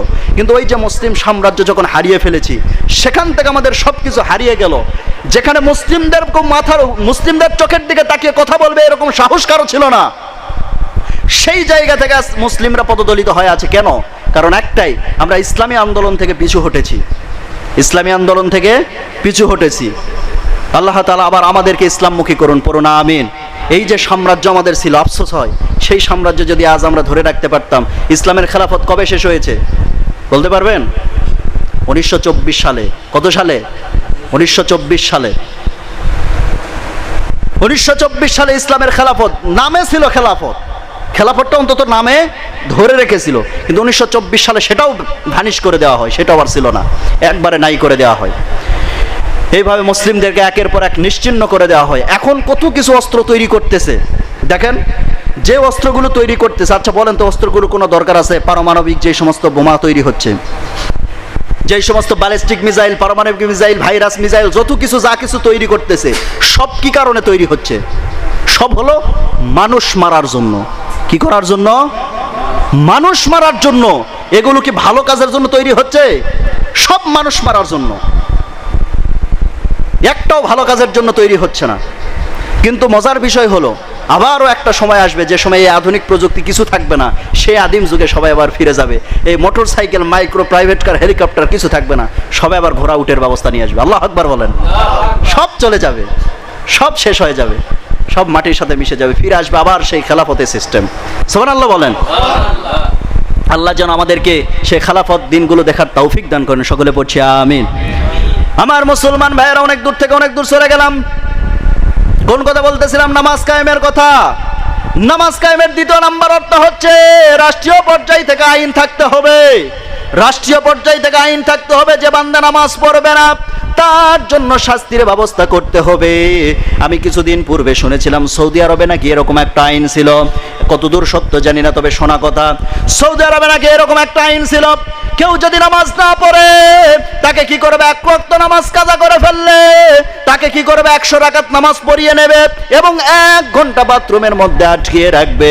আমার মনে হয় এই আইনটা যদি আজকে বাংলাদেশে কায়েম করা হয়, আমার বিশ্বাস বাথরুমের মধ্যে 1 ঘন্টা আটকে থাকার ভয়ে, এই গরমের মধ্যে এবং কনকনে শীতের মধ্যে বাথরুমে 1 ঘন্টা আটকে থাকার ভয়ে সে মুয়াজ্জিনের আগে মসজিদে যায় বসে থাকবে, মুয়াজ্জিনের আগে মসজিদে যায় বসে থাকবে। তাহলে যদি রাষ্ট্রীয় পর্যায়ে থেকে এরকম শাস্তির আইন থাকে, আবার আরেকটা আইন করলে কেমন হয়? বিবাহিত মানুষরা যদি নামাজ কাজা, ফজরের নামাজ কাজা করে, তাহলে তাদেরকে 2টা বিয়ে দিতে হবে, 2টা বিয়ে দিতে হবে। এই আইনটা শুধু করে দেখেন, সমাজে করে দেখেন, যে বিবাহিত মানুষরা নামাজ কাজা করবে ফজরের নামাজ, তাদেরকে বাধ্যতামূলক 2টা বিয়ে দেওয়া হবে। এই আইন করার সাথে সাথে দেখবেন মসজিদে ফজরের সময় জুমার দিনের চাইতে মুসল্লি বেশি হবে, জুমার দিনের চাইতে মুসল্লি বেশি হবে। সম্মানিত হাজিরিন, তাহলে যে কথা বলতেছিলাম, রাষ্ট্রীয় পর্যায় থেকে আইন থাকতে হবে, কেউ যদি নামাজ কাজা করে তার জন্য শাস্তির ব্যবস্থা করতে হবে। নামাজ কায়েমের 3 নাম্বার অর্থ হচ্ছে নামাজের মধ্যে আপনি যা যা বলতেছেন তা বাস্তব জীবনে আমল করতে হবে। আপনি নামাজের মধ্যে বললেন আলহামদুলিল্লাহি রাব্বিল আলামিন, সকল প্রশংসা একমাত্র আল্লাহর, কিন্তু মসজিদ থেকে বেরিয়ে আপনি স্লোগান দিচ্ছেন আমার ভাইয়ের চরিত্র ফুলের মতো পবিত্র, নামাজ পড়ে না 1 ওয়াক্ত, গাঁজা খায় 5 ওয়াক্ত, আছে না নাই? এই তো আমাদের বর্তমান প্রশংসা। নামাজের মধ্যে করলাম আল্লাহর প্রশংসা, নামাজ থেকে এসে বাহিরে সমাজে আরেক চরিত্রহীন লম্পটের মিথ্যা প্রশংসা করাই আমরা ভাষায় দিতেছি। আমার মুসলমান ভাইয়েরা, এরপর আমরা নামাজের মধ্যে কি বললাম? নামাজের মধ্যে আমরা বললাম কি? ওয়ালা তাকফু মা লাইসা লাকা বিহি ইলমুন ইন্নাস সামা ওয়াল বাসারা ওয়াল ফুয়াদা কুল্লু উলাইকা কানা আনহু মাসউলা। আল্লাহ তাআলা বলছেন, যে সম্পর্কে তোমার জ্ঞান থাকবে না সেই সম্পর্কে কথা বলতে যেও না, যে সম্পর্কে জ্ঞান থাকবে না সেই সম্পর্কে কথা বলতে যেও না। বর্তমান মসজিদ মাদ্রাসায় কোরআন হাদিস নিয়ে কি আর গবেষণা হয়? আমার মাঝে মধ্যে মনে হয় কোরআন হাদিস নিয়ে তার চাইতে বেশি গবেষণা হয় সাবিরির আড্ডায়। ভুল বললাম না ঠিক বললাম? কথা কি ঠিক আছে? তো যাই দেখেন এখানেই সাবিরের আড্ডায়। আচ্ছা, এখানে কি আমরা কি কেউ গাঁজা খাচ্ছি? বলেন, আমরা কি এখানে কেউ জেনা করতেছি? কোনো পাপের কাজে জড়িয়ে আছে? না। এখানে কি হচ্ছে? কোরআন হাদিস থেকে তালিম দেওয়া হচ্ছে। ওখানে যায় দেখেন এই বিষয় নিয়ে সমালোচনা হচ্ছে, এই বিষয় নিয়ে সমালোচনা হচ্ছে, যাই দেখেন, বিশ্বাস না হয় এখনই যাই দেখেন ওখানে সমালোচনা হচ্ছে। অথচ নামাজের সময় ওইদিকে মসজিদের নামাজের সময় আজান দিয়ে মুয়াজ্জিন ডাকে ডাকে হয়রান হয়ে যেতেছে, ইমাম সাহেব নামাজ পড়াতে পড়াতে বিরক্ত হয়ে যেতেছে, অথচ খোঁজ নিয়ে দেখবেন ওই মসজিদের চাইতে সাবিরের আড্ডায় ওখানে লোকজন বেশি, ওখানেই লোকজন বেশি। তাহলে এটা কি আমাদের জন্য আফসোস না সৌভাগ্য? আমাদের জন্য এটা হতাশা যে আমরা এখনো মানুষদেরকে ইসলামের পথে আনতে পারতেছি না। মানুষ যখনই নামাজি হবে তখনই সেই ইসলামী আন্দোলনের জন্য তৈরি হতে পারবে। এই জন্য বাতিল শক্তির মূল টার্গেট হচ্ছে কিভাবে মুসলিমদেরকে যত বিভেদ করা যায়, যত আলাদা করা যায়, যত মসজিদ বিমুখ করা যায়, যত মসজিদ বিমুখ করা যায়, এটা হলো বাতিল শক্তির মূল টার্গেট। অনেক আবার কিছু কিছু মুরব্বী আছে, এটা মুরব্বীদের উদ্দেশ্যে খুব খারাপ বিষয়, সেটা হচ্ছে মসজিদে যদি কোনো ছোট বাচ্চা আছে, কথাটা যেহেতু মনে হলো বলে দিই, ছোট বাচ্চারা যদি আসে মুরব্বী রাগারাগি করে, ছোট বাচ্চারা যায় যখন কিচির মিচির করে, মুরব্বীরা কি করে, যাই আগামী ওয়াক্ত থেকে তুই আর মসজিদে আসবি না, ধমক দেয় কিনা দেয়। এদের আবার কপাল খারাপ, জুমাবারে যখন সবার সামনের কাতারে গিয়ে বসে, সামনে থেকে একজন মুসল্লি বলে এই হ্যাঁ, মানে বুঝাই দিল তুই প্রথম কাতার থেকে দ্বিতীয় কাতারে যা, দ্বিতীয় কাতার থেকে ধমক দে তৃতীয় কাতারে যা, তৃতীয় কাতার থেকে ধমক দে চতুর্থ কাতারে যা। সব আল্লাহর ওলি পেছনে এক জায়গায়, পেছনে এক জায়গায় হয়ে কি করে, ইমাম সাহেব কি নামাজ শুরু করছে, ওরা পিছনে আলাদা নামাজ শুরু করেছে। একজন যখন সেজদায় যায় আর একজন কল্লা চেপে ধরে, আর নিচে তোমার টিউর আছে ই করে টিউর ছাড়ে, আছে না নাই? আছে। আচ্ছা এবার এটা আমি তুলে ধরলাম এই কারণে, জবাব দেবেন ছোট বাচ্চারা এগুলো না করে যদি মুরব্বী যদি সামনে থেকে হে হে করে হেসে ওঠে, এটা কি সুন্দর লাগবে? বলেন বলেন, সুন্দর লাগবে? ছোট বাচ্চারাই তো কিচির মিচির করবে, ছোট বাচ্চারাই তো হাসাহাসি করবে, ওরাই তো দৌড়াদৌড়ি করবে। বরং আমি বলি, মাঝে মধ্যে এই কথাটা বলি, যেই মসজিদে ছোট বাচ্চার কিচির মিচির নাই, বুঝতে হবে ওই এলাকার ভবিষ্যৎ প্রজন্ম খুব খারাপ হচ্ছে। ভবিষ্যৎ প্রজন্ম কি হচ্ছে? খুব খারাপ হচ্ছে। মসজিদে নিয়ে যাবেন ছোট বাচ্চাদেরকে, তারা মসজিদে যাবে, তারা নামাজ পড়া দেখবে, তারা নামাজ শিখবে, তবেই তো তারা আদবওয়ালা হবে, তবেই তো নামাজ তারা শিখবেন, মানুষদেরকে মানুষ সমাজের মধ্যে ভালো হিসেবে গড়ে উঠবে। আর যখনই আপনি নামাজ থেকে সরিয়ে নিচ্ছেন তখন কি হচ্ছে? বাড়িতে বসে সে টিভি দেখতেছে, বাড়িতে বসে কি করতেছে? টিভি সিরিয়াল দেখতেছে, গান বাজনা শুনতেছে, অথবা তার বন্ধুর সাথে আড্ডায় আছে। নেক্সট টাইম ওই বন্ধুরা যখন নষ্ট হয়ে যাবে, বন্ধুদের সাথে ও শেষ, বন্ধুদের সাথে সেও শেষ। তো এই জন্য বাচ্চাদেরকে মসজিদে আমরা নিয়ে যাবো ইনশা আল্লাহ। বাচ্চারা মসজিদে গেলে আমরা হই হুল্লোড় করবো না তো ইনশা আল্লাহ। যে কথা বলতেছিলাম, যে সম্পর্কে গান নাই সেই সম্পর্কে কথা বলা যাবে না। আমার মুসলমান ভাইয়েরা, যেই সম্পর্কে গান থাকবে না সেই সম্পর্কে কথা বলা যাবে না। কিন্তু সমাজের মধ্যে কিছু কিছু লোকজন আছে, দেখবেন ওই লোকের সামনে গিয়ে যদি বলেন ভাই আমার প্রচন্ড মাথা ব্যথা, হুট করে সে বলে ফেলবে না পাখা। কি খা? না পাখা। অথচ না জীবনে কোনো ডাক্তারি বই পড়েছে, না জীবনে কোনো ডাক্তারের সাথে বসে গল্প করেছে, চট করে যখনই বলবে যে মাথা ব্যথা বলে ফেলবে যে না পাখা। সমাজের মধ্যে কিছু কিছু মানুষ এরকম আছে, তারা কি করে? আলেম ওলামাদের ভুল ধরার চেষ্টা করে, আছে না নাই? ছোট্ট একটা ঘটনা মনে পড়ল, আলেম ওলামাদের কখনো ভুল ধরতে যাবেন না, কারণ তাদের যেটা ভুল সেটা হলো হেকমা। সেটা কি হেকমা? কিরকম হেকমা আমি বলে দেই, বুঝাই দেই। ইমাম শাফি রহমতুল্লাহি আলাইহি, ইমাম এবং ইমাম আহমদ ইবনে হাম্বল রহিমাহুল্লাহ, এই দুজন ছিলেন ছাত্র এবং উস্তাদ। ইমাম শাফি রহমতুল্লাহি আলাইহির সরাসরি ছাত্র ছিলেন ইমাম আহমদ ইবনে হাম্বল রহমতুল্লাহি আলাইহি। ইমাম আহমদ ইবনে হাম্বল একদিন গিয়ে বলছেন, উস্তাদকে ডাক দিয়ে বলছেন, হুজুর আপনাকে আমার বাড়িতে একদিন মেহমান হিসেবে দাওয়াত দিতে চাই, আপনি কি আমার বাসায় আসতে রাজি আছেন? ইমাম শাফি বললেন, তাই তোমার বাসায় দাওয়াত দেবো আমাকে? ঠিক আছে নাও, আমি তোমার বাসায় যাব। একটা নির্ধারিত ডেট দিলেন, সময় দিলেন। নির্ধারিত দিন যখন চলে আসলো, ইমাম আহমদ ইবনে হাম্বল সুন্দর মতো সুন্দর বাজার করে, বাজারে গিয়ে তার জীবনের শ্রেষ্ঠ বাজার করে যখন বাড়িতে আসে, আসার পরে স্ত্রীকে ডাকতে বলতেছে, প্রাণের বিবি, আজকে আমার বাসায় আমার জীবনের শ্রেষ্ঠ মেহমান আসবে, তুমি অবশ্যই তোমার জীবনের সর্বশ্রেষ্ঠ মায়া মহব্বত দিয়ে সর্বশ্রেষ্ঠ সুস্বাদু করে তুমি খাবারগুলো রান্না করবে। ইমাম শাফি যথাসময়ে যখন চলে আসলো, ইমাম শাফির সামনে যখন খাবার দিয়ে দেওয়া হলো, ইমাম আহমদ ইবনে হাম্বল যখন খাবার পরিবেশন করলেন, ইমাম শাফির সামনে যখন 4-5 জনের খাবার দিয়ে দেওয়া হলো, ইমাম শাফি রহমতুল্লাহি আলাইহি সঙ্গে সঙ্গে 5 জনের খাবার তিনি একাই খেয়ে ফেললেন। এই দৃশ্যটা সম্পূর্ণটাই দেখে ফেলেছে ইমাম আহমদ ইবনে হাম্বলের ছোট্ট একটা মেয়ে ছিল, সেই মেয়েটা সম্পূর্ণ দৃশ্যটা দেখে ফেলেছে। সম্পূর্ণ দৃশ্যটা যখন দেখে ফেলে, তার মনের মধ্যে প্রশ্ন জেগে যায়। এবার আহমদ ইবনে হাম্বল তার মেয়েকে বললেন, মা তুমি একটা কাজ করো, আমার উস্তাদের দরজার সামনে তুমি 1 বদনা পানি দিয়ে রাখবে, যাতে করে আমার উস্তাদ ফজরের সময় উঠে তিনি যেন ফজরের নামাজের জন্য ওযু করবেন, তার যেন পানি পেতে কষ্ট না হয়, তুমি এই জন্য 1 বদনা পানি দরজার সামনে রেখে দেবে। ইমাম আহমদ ইবনে হাম্বলের মেয়ে পানি রেখে দিয়েছেন। পরের দিনে ফজরের সালাত আদায় করার পরে ইমাম আহমদ ইবনে হাম্বলের মেয়ে এসে দেখতেছেন হুজুরের দরজার সামনে যে পানিটা রাখা হয়েছিল, পানি শেষ করেন নাই, পানি খরচ করেন নাই, পানির মতো পানি যেমন ছিল তেমনই আছে। এবার আহমদ ইবনে হাম্বলের মেয়ের মনের মধ্যে প্রশ্ন জেগে গেছে। এবার আহমদ ইবনে হাম্বলকে গিয়ে বলছেন, মেয়ে গিয়ে বলছেন, বাবা তুমি না বললো খুব বুজুর্গ মানুষ, আমি তার মধ্যে 3টা ভুল পেয়েছি। কয়টা ভুল? কথা বলেন, কয়টা ভুল? 3টা ভুল। আহমদ ইবনে হাম্বল বলছেন, মা তুমি তার ভুল ধরতে যেও না, তুমি ভুল ধরতে পারবে না, কারণ তুমি যদি তার ভুল ধরতে যাও, তিনি ভুল করেন নাই, বরং তুমি অপমানিত হবা। এবার আহমদ ইবনে হাম্বলের মেয়ে মনে মনে চিন্তা করছেন, না বাবাকে বলে কাজ হবে না, সরাসরি আমি নিজেই ধরবো। সমাজের মধ্যে কিছু কিছু বাচ্চা আছে দেখবেন ডান পিঠে সাইজের, সবাই একদিকে আর ও একাই একদিকে, সবগুলাকে এক খুশিতে কাত করে রাখে, এরকম কিছু বাচ্চা আছে না নাই? ইমাম আহমদ ইবনে হাম্বলের মেয়ে তখন বলতেছেন, বাবাকে বলে কাজ হবে না, সরাসরি আমি নিজেই গিয়ে ধরব। এবার কি করলেন? সরাসরি ইমাম শাফির সামনে গেলেন।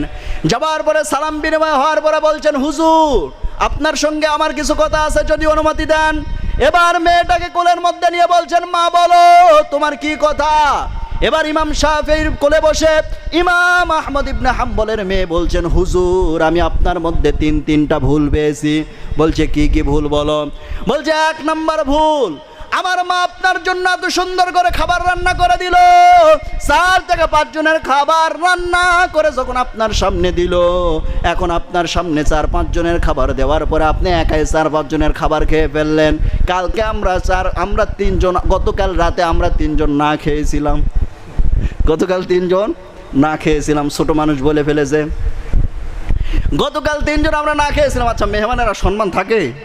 বলেন বলেন, সম্মান থাকে? নাই। ইমাম শাফি মুস্কি মুস্কি হাসতেছেন। এবার বলছেন, মা তোমার 2 নম্বর প্রশ্ন কি বলো? এবার ইমাম আহমদ ইবনে হাম্বলের মেয়ে বলছেন, হুজুর আমার 2 নম্বর প্রশ্ন হতেছে, আমার বাবাকে আমি দেখেছি, আমার বাবা কখনোই তাহাজ্জুদ ছাড়ে না, কিন্তু আপনি এত বড় একজন বুজুর্গ মানুষ, আমার বাবার মুখে শুনেছি, কিন্তু আপনি গতকাল রাতে তাহাজ্জুদ পড়লেন না কেন?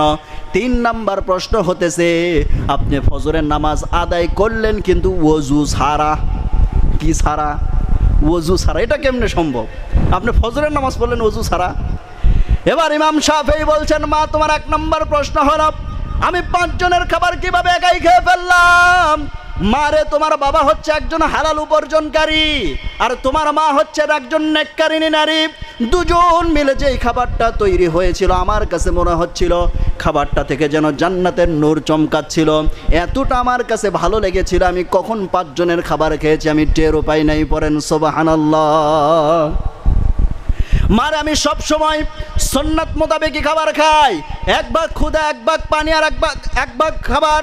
3 মোতাবেক আমি খাবার খাই, 3টা সুন্নাহ অনুসরণ করে আমি খাবার খাই। কিন্তু এতটা মজাদার খাবার আর এতটা বরকতময় খাবার আমার কাছে মনে হয়েছে, এই কারণে আমি একাই কখন 5 জনের খাবার খেয়ে ফেলেছি, টেরও পাই নাই। এটা গেল 1 নম্বর উত্তর। এবার ইমাম শাফির সামনে বসা, কোলে বসা ইমাম আহমদ ইবনে হাম্বলের মেয়ে বলছেন, হুজুর আমার 2 নম্বর প্রশ্ন হচ্ছে, আপনি তাহাজ্জুদের নামাজ পড়লেন না কেন? এবার ইমাম শাফি বলছেন, মা শোনো, আমি হলাম একজন ইমাম মানুষ, সারাটা দিন আমার কাছে অনেক মাসালা, অনেক প্রশ্ন আসে, অনেক জিজ্ঞাসা আসে, অনেক প্রশ্ন আছে যেগুলো উত্তর আমি সরাসরি তখন দেই না। তখন আমি কি করি? এই প্রশ্নগুলো সারাটা রাত চোখটা বন্ধ করে ঠিকই, কিন্তু আমি আমার বাস্তব ঘুমাই না, শুধু চোখটা বন্ধ করে রাখি। এবার আমার মনের মধ্যে আমি প্রশ্নগুলো নিয়ে আসি, আল্লাহর কোরআন নিয়ে আসি, নবীজির হাদিস নিয়ে আসি, ইজমা কিয়াসের মাধ্যমে আমি প্রত্যেকটা মাসালা প্রশ্নের উত্তরগুলো বের করতে করতে থাকি, মাসালা মাসাইল বের করতে থাকি। এইভাবে প্রশ্নের উত্তর বের করতে করতে মারে কখন ফজরের আজান দিয়েছে আমি টেরই পাই নাই। সুবহানাল্লাহ বলেন। আর তাহাজ্জুদের সময় পার হয়ে যে ফজরের ওয়াক্ত এসে গেছে এটা আমি টেরই পাই না, এই জন্য আমার তাহাজ্জুদ হয় নাই। এবার বলছেন হুজুর আমার 3 নাম্বার প্রশ্ন হতেছে আপনি ওযু ছাড়া ফজর পড়লেন কেমনে? এবার ইমাম শাফি ডাক দিয়ে বলছেন মা দেখো আমি গতকাল আমি এশার নামাজের জন্য ওযু করেছিলাম। এশার নামাজ থেকে শুরু করে না ফজর পর্যন্ত আমি বিন্দুমাত্র ঘুমাই নাই। আর আমি যেহেতু ঘুমাই নাই সেহেতু আমার ওযু ছুটে যায় নাই, আর ওযু ছুটে যায় নাই তাই আমি এশার ওযুতে ফজরের নামাজ আদায় করেছি। আর এই এলাকায় একটা পানির সংকট রয়েছে যার কারণে দ্বিতীয়বার আর আমি ওযু করি নাই, ওই পানিটা রেখে দিয়েছি। 3টা প্রশ্নের উত্তর যখন হয়ে যায় এবার মেয়েটা মুখে কাপড় দিয়ে বের হয়ে যায়। সুবহানাল্লাহ বলেন। তাহলে আলেম ওলামারা যেটা ভুল করেন সেটা কি ভুল না হিকমা? বলেন বলেন বলেন। হিকমা। এই জন্য ভুল ধরতে যেন গিয়ে আপনার বেয়াদবি না হয়, ভুল ধরতে গিয়ে আপনার যেন বেয়াদবি না হয়ে যায়। মানুষের ভুল ধরার আগে আপনি নিজের ভুল ধরেন আগে। আপনার নিজের মধ্যে কয়টা ভুল আছে সেটা আপনি আগে দেখেন। নিজের জীবন ভুল দিয়ে ভরা আর অন্যের জীবনে ভুল ধরতে যায়। আল্লাহ বুঝার তৌফিক দান করুন, পড়ুন আমিন। আমার মুসলমান ভাইয়েরা যে কথা বলতেছিলাম, যেই সম্পর্কে জ্ঞান নাই সেই সম্পর্কে কথা বলা যাবে না, এটা আপনি নামাজের মধ্যে বললেন। আর নামাজ থেকে বেরিয়ে এসে আপনি তার উল্টাটা করতেছেন। এরপর আপনি নামাজের মধ্যে বললেন অহংকার করা যাবে না, নামাজ থেকে বেরিয়ে এসে অহংকার করতেছেন। অহংকার করা যাবে, গত আলোচনায় করেছিলাম অহংকার সম্পর্কে, অহংকার করা যাবে যাবে না। আমার মুসলমান ভাইয়েরা এরপর আমরা নামাজের মধ্যে বলছি কি, এরপর আমরা নামাজের মধ্যে বললাম জিনার নিকটবর্তী হয় না, ওয়ালা তাকরাবুজ জিনা ইন্নাহু কানা ফাহিশাতাও ওয়া সাআ সাবিলা। আমরা বললাম জিনার নিকটবর্তী তোমরা হয় না। জিনার নিকটবর্তী কুকর্মগুলো সমাজে আছে না নাই? আছে না নাই? মোবাইলে সেটিং আছে না নাই? মোবাইলে মেসেঞ্জার, এরপরে হোয়াটসঅ্যাপ, ইমো, ইনস্টাগ্রাম, আরও কত কিছু এসে গেছে, আধুনিক যুগ। সারা রাত সারাদিন সেটিং চলতেছে, আছে না নাই? আমার মুসলমান ভাইয়েরা এই যে এই বদমাইশিগুলো হতে থাকে এগুলো হলো সব জেনার নিকটবর্তী কাজ। এগুলো কি? জেনার নিকটবর্তী কাজ। এগুলো করা যাবে না। জেনা করা তো দূরের কথা, জেনার নিকটবর্তী হওয়া যাবে না। কারণ জেনার যখন আপনি নিকটবর্তী হয়ে যাবেন সেখান থেকে জেনা করা খুব কম রাস্তা থেকে যায়, সেখান থেকে খুব কম রাস্তা থেকে যায়। এই জন্য জেনার নিকটবর্তী কাজকর্ম থেকে ফিরে থাকবে ইনশাআল্লাহ। আমার মুসলমান ভাইয়েরা জেনা করা মারাত্মক গুনাহ। জেনার বিষয়ে ইসলামের এত শক্ত বিধান। নামাজ না পড়লে তাকে ফাঁসিতে দাও, রোজা না রাখলে তাকে মৃত্যুদণ্ড দাও। ইসলামে কিন্তু এরকম বিধান নাই। কিন্তু জেনার বিষয়ে আল্লাহ তাআলা এত শক্ত বিধান দিয়েছেন, কোনো বিবাহিত নারী এবং পুরুষ যদি জেনা করে ফেলে সরাসরি তাকে পাথর মেরে হত্যা করে ফেলো। চিন্তা করেন গুনার মাত্রা কতটা বড় হলে এ জাতীয় সিদ্ধান্ত আসে, এ জাতীয় শাস্তির বিধান আসে। যত বড় গুনাহ হয়েছে তত বড় শাস্তি হয়েছে। এই জন্য জেনা থেকে ফিরে আসার দরকার আছে না নাই? একটা হাদিস মনে বললাম, কেউ যদি জেনা ব্যভিচারের সাথে পরকীয়ার সাথে জড়িয়ে যায় তার উপর আল্লাহ 6টা গজব নাজিল করেন। কয়টা? বলেন বলেন কয়টা? 6টা। দুনিয়াতে দেবেন 3টা, মৃত্যুর পরে দেবেন 3টা। দুনিয়ার যে 3টা, 1 নম্বরে চেহারার উজ্জ্বলতা নষ্ট হয়ে যাবে। 2 নম্বরে কি করবেন? তার আয়ুষ্কাল কমে যাবে। 3 নম্বরে তার রুজির বরকত আল্লাহ তাআলা কমায় দেবেন, রুজির বরকত ওঠায় নেবেন। এটা হলো দুনিয়ার শাস্তি। মৃত্যুর পরে তার 3টা শাস্তি। কেউ যদি জেনা করে ফেলে মৃত্যুর পরে শাস্তি। 1 নম্বরে মরার সাথে সাথে আল্লাহ তার উপর রেগে থাকবেন। 2 নম্বরে মহান আল্লাহ পাক তাকে হাসরের ময়দানে তার আমল নামা দেবেন, কিন্তু সে পড়তে চাইবেন না। মানে 2 নম্বর শাস্তি হলো হাসরের ময়দানে রব্বুল আলামিন তাকে লজ্জিত করবেন। আর 3 নম্বরে মহান রব্বুল আলামিন তাকে জাহান্নামে দেয়া দেবেন। পড়েন নাউযুবিল্লাহ। অতএব এই পাপের কাছ থেকে ফিরে আসার দরকার আছে না নাই? ফিরে আসতে রাজি আছি কারা কারা? একটু হাত তুলি। আমি ফিরে আসার কথা বলেছি, আপনারা হাত তুললেন কেন? আমি ফিরে আসার কথা বলছি, আপনারা হাত তুললেন কেন? ফিরতে আসবে তারা যারা করে। কথার অর্থ বুঝছেন? ফিরতে আসবে তারা যারা এ বদ আমলটা করে। আমার মুসলমান ভাইয়েরা তাহলে জেনার কাছে যাওয়া যাবে? যাওয়া যাবে না। জেনা কত বড় গুনাহ দেখেন। আর আল্লাহর হাবিব সাল্লাল্লাহু আলাইহি সাল্লাম, এখানে মাঝে মধ্যে আমার এই জেনার কথাটা যখন বলি, এই ঘটনাটা আমার বারবার মনে পড়ার চিন্তা আসে যে আল্লাহর হাবিব সাল্লাল্লাহু আলাইহি সাল্লাম কি সমাজ প্রতিষ্ঠা করে গিয়েছিলেন। এখন যদি কোনো মানুষের পাপ ধরা হয়, তাহলে উল্টা সে মানুষ আরেকটা পাপ করে খুন করে ফেলে, আছে না নাই? আচ্ছা, কিছুদিন পূর্বে হয়তো আপনারা শুনেছেন ঢাকাতে একজন সাংবাদিককে হত্যা করা হয়েছে চাঁদাবাজিরকে কি যেন মিডিয়াতে প্রচার করার কারণে। একজন সাংবাদিককে হত্যা করা হয়েছে চাঁদাবাজির বিষয়ে প্রচার করার কারণে মিডিয়াতে। চিন্তা করেন কতটা জঘন্য পর্যায়ে। আর আল্লাহর হাবিব সাল্লাল্লাহু আলাইহি সাল্লাম কি সমাজ করেছিলেন দেখেন। আল্লাহর হাবিব সাল্লাল্লাহু আলাইহি সাল্লাম বসে আছেন, এমন সময় একজন নারী এসে বলছেন, ইয়া রাসূলুল্লাহ সাল্লাল্লাহু আলাইহি সাল্লাম, আমি জেনা করে ফেলেছি, আমার উপর আপনি শাস্তি কার্যকর করুন। আল্লাহর হাবিব সাল্লাল্লাহু আলাইহি সাল্লাম বললেন, না তুমি জেনা করো নাই। বলছেন, না রাসূল আমি জেনা করেছি। বলছেন, না তুমি জেনা করো নাই। বলছেন, না হুজুর আমি জেনা করে ফেলেছি। আবারও আল্লাহর হাবিব সাল্লাল্লাহু আলাইহি সাল্লাম বললেন, না তুমি জেনা করো নাই। এবার মহিলাটি বলছেন, হুজুর আমি জানি কেন আপনি বলছেন, আমার জেনার সাক্ষী লাগবে তো, আমার জেনার সাক্ষীর কোনো প্রয়োজন নাই, আমি নিজেই সাক্ষী। আল্লাহু আকবার বলেন। চিন্তা করেন কি সমাজ প্রতিষ্ঠা করেছিলেন, যেখানে পাপী নিজে ধরা দিচ্ছে, পাপ করার পরে নিজে কি ধরা দিচ্ছে, কার ভয়ে? বলেন বলেন, কার ভয়ে? দুনিয়ার কার ভয়ে না, আল্লাহর ভয়ে ধরা দিতেছে। হৃদয়ের মধ্যে কি তার আল্লাহর ভয় ঢুকে গিয়েছিল। পাপী নিজে ধরা দিচ্ছে যে হে রাসূল আপনি আমার উপর শাস্তিটা কার্যকর করুন। এবার আল্লাহর হাবিব সাল্লাল্লাহু আলাইহি সাল্লাম বললেন, এবার মহিলাটিকে ডাক দিয়ে বলছেন, তুমি কি গর্ভবতী হয়েছো জেনা করার কারণে? এবার মহিলাটি বলছেন, হে রাসূল আমার গর্ভে সন্তান এসেছে। এবার আল্লাহর হাবিব সাল্লাল্লাহু আলাইহি সাল্লাম বলছেন, মহিলা রে তুমি জেনা করেছো, তোমার ওই সন্তান কি? তোমার ওই সন্তান তো অপরাধী না, তোমার ওই সন্তান তো অপরাধী না। অতএব তোমার উপর আমি শাস্তি কার্যকর করতে পারি, কিন্তু তোমার ওই সন্তানের উপর তো করতে পারি না। অতএব সন্তান ভূমিষ্ঠ না হওয়া পর্যন্ত আমি তোমার উপরে আইন কার্যকর করতে পারবো না। সন্তান যখন ভূমিষ্ঠ হবে এরপরে তুমি আমার কাছে আসবে। মহিলাটি বলছেন, রাসূল গো এ পর্যন্ত আমার হায়াতের গ্যারান্টি কি? আল্লাহর হাবিব সাল্লাল্লাহু আলাইহি সাল্লাম বলছেন, আমি কোনো গ্যারান্টি দিতে পারবো না, তবে আমি তোমার জন্য দোয়া করে দিলাম। আমার মুসলমান ভাইয়েরা, মহিলাটি কাঁদতে কাঁদতে চলে যায়, সদা সর্বদা সিজদায় পড়ে থাকে, আল্লাহর কাছে তওবা করে ক্ষমা চায়। সন্তান যখন ভূমিষ্ঠ হয়ে গেল, 2 দিন নয় 3 দিন নয়, মাত্র 1 দিনের মাথায় আল্লাহর হাবিব সাল্লাল্লাহু আলাইহি সাল্লামের দরবারে চলে আসলেন। আসার পরে নবীজিকে ডাক দিয়ে বলছেন, ইয়া রাসূলুল্লাহ ইয়া হাবিবাল্লাহ আমার সন্তান ভূমিষ্ঠ হয়ে গিয়েছে, এবার আপনি আমার উপর শাস্তি কার্যকর করুন। আল্লাহর হাবিব সাল্লাল্লাহু আলাইহি সাল্লাম বলছেন, তোমার যে সন্তান ভূমিষ্ঠ হয়েছে সন্তানটা জীবিত না মৃত? বলছে সন্তান জীবিত। বলছে ওই সন্তানের হক তোমার বুকে রয়েছে, আগে তুমি তোমার সন্তানের হক আদায় করে এরপরে তোমার উপর আইন কার্যকর করব। মহিলাটি এবার বাড়িতে চলে যায়। যাওয়ার পরে সন্তানকে 6 মাসের মধ্যে দুনিয়াবি খাবারের অভ্যাস করে তুললেন। 6 মাসের মধ্যে দুনিয়ার খাবারের যখন অভ্যাস করে তুললেন, এবার মহিলাটি 6 মাস পর সন্তানের হাতে একটা রুটির টুকরা দিয়ে আল্লাহর হাবিব সাল্লাল্লাহু আলাইহি সাল্লামের দরবারে আসলেন। আসার পরে বলছেন, রাসূলকে এই যে দেখেন আমার এই সন্তানটা এখন দুনিয়ার খাবারের অভ্যাস গড়ে উঠেছে, আজকে অন্তত দয়া করে আপনি আমাকে ফেরাবেন না, আজকে আমার উপর আপনি আইন কার্যকর করুন। পড়েন সুবহানাল্লাহ।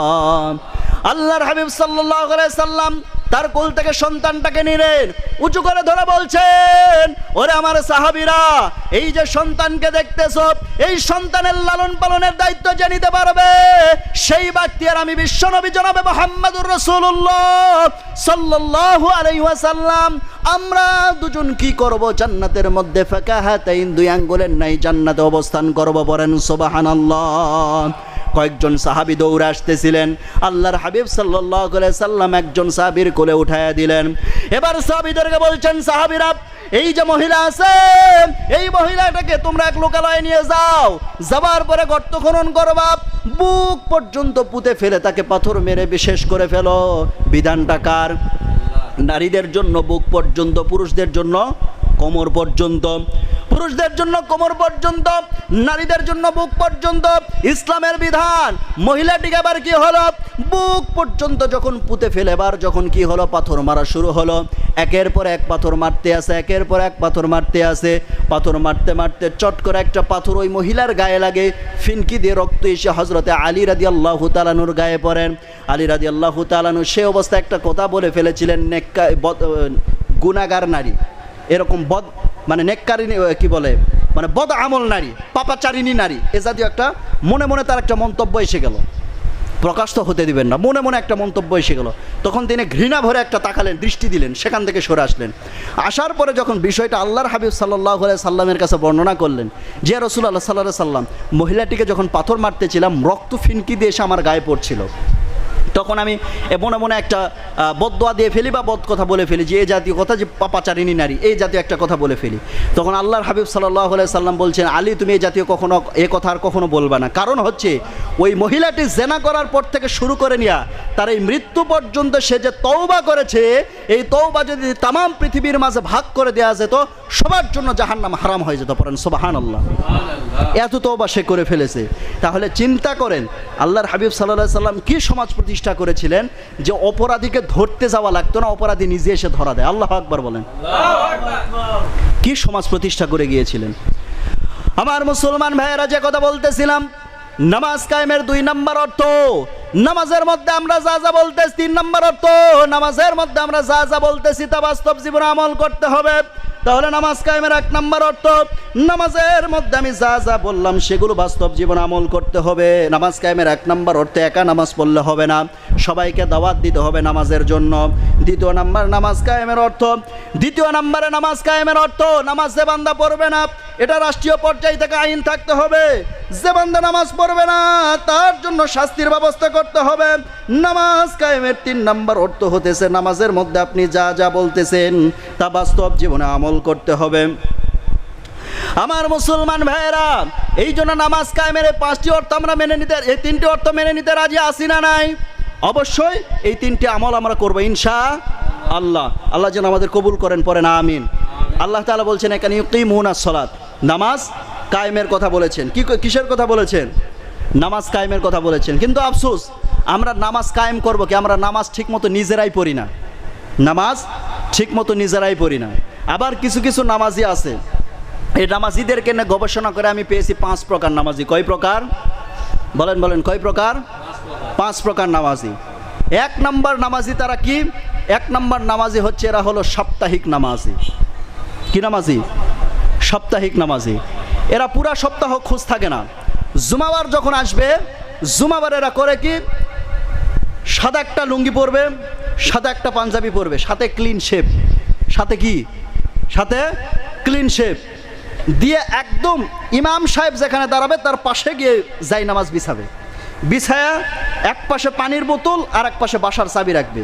মানে পুরা সংসার সাজা নিয়ে বসে, পুরা সংসার সাজাই নিয়ে বসবে। বসে এখন ওই জায়গায় যে বসলো, বসার পরে মশান নিয়ে তো বসবে, বসার পরে ইমাম সাহেব যখন বয়ানে একটু খুতবা লম্বা হয়ে যায় তখন বল আছে না নাই,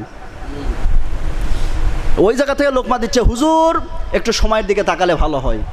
সারা সপ্তাহ খোঁজ নাই, শুক্রবার এসে মাতব্বরি। পুরো সপ্তাহ খোঁজ নাই, শুক্রবার এসে মাতব্বরি। এটা হলো সাপ্তাহিক নামাজি। কি নামাজি?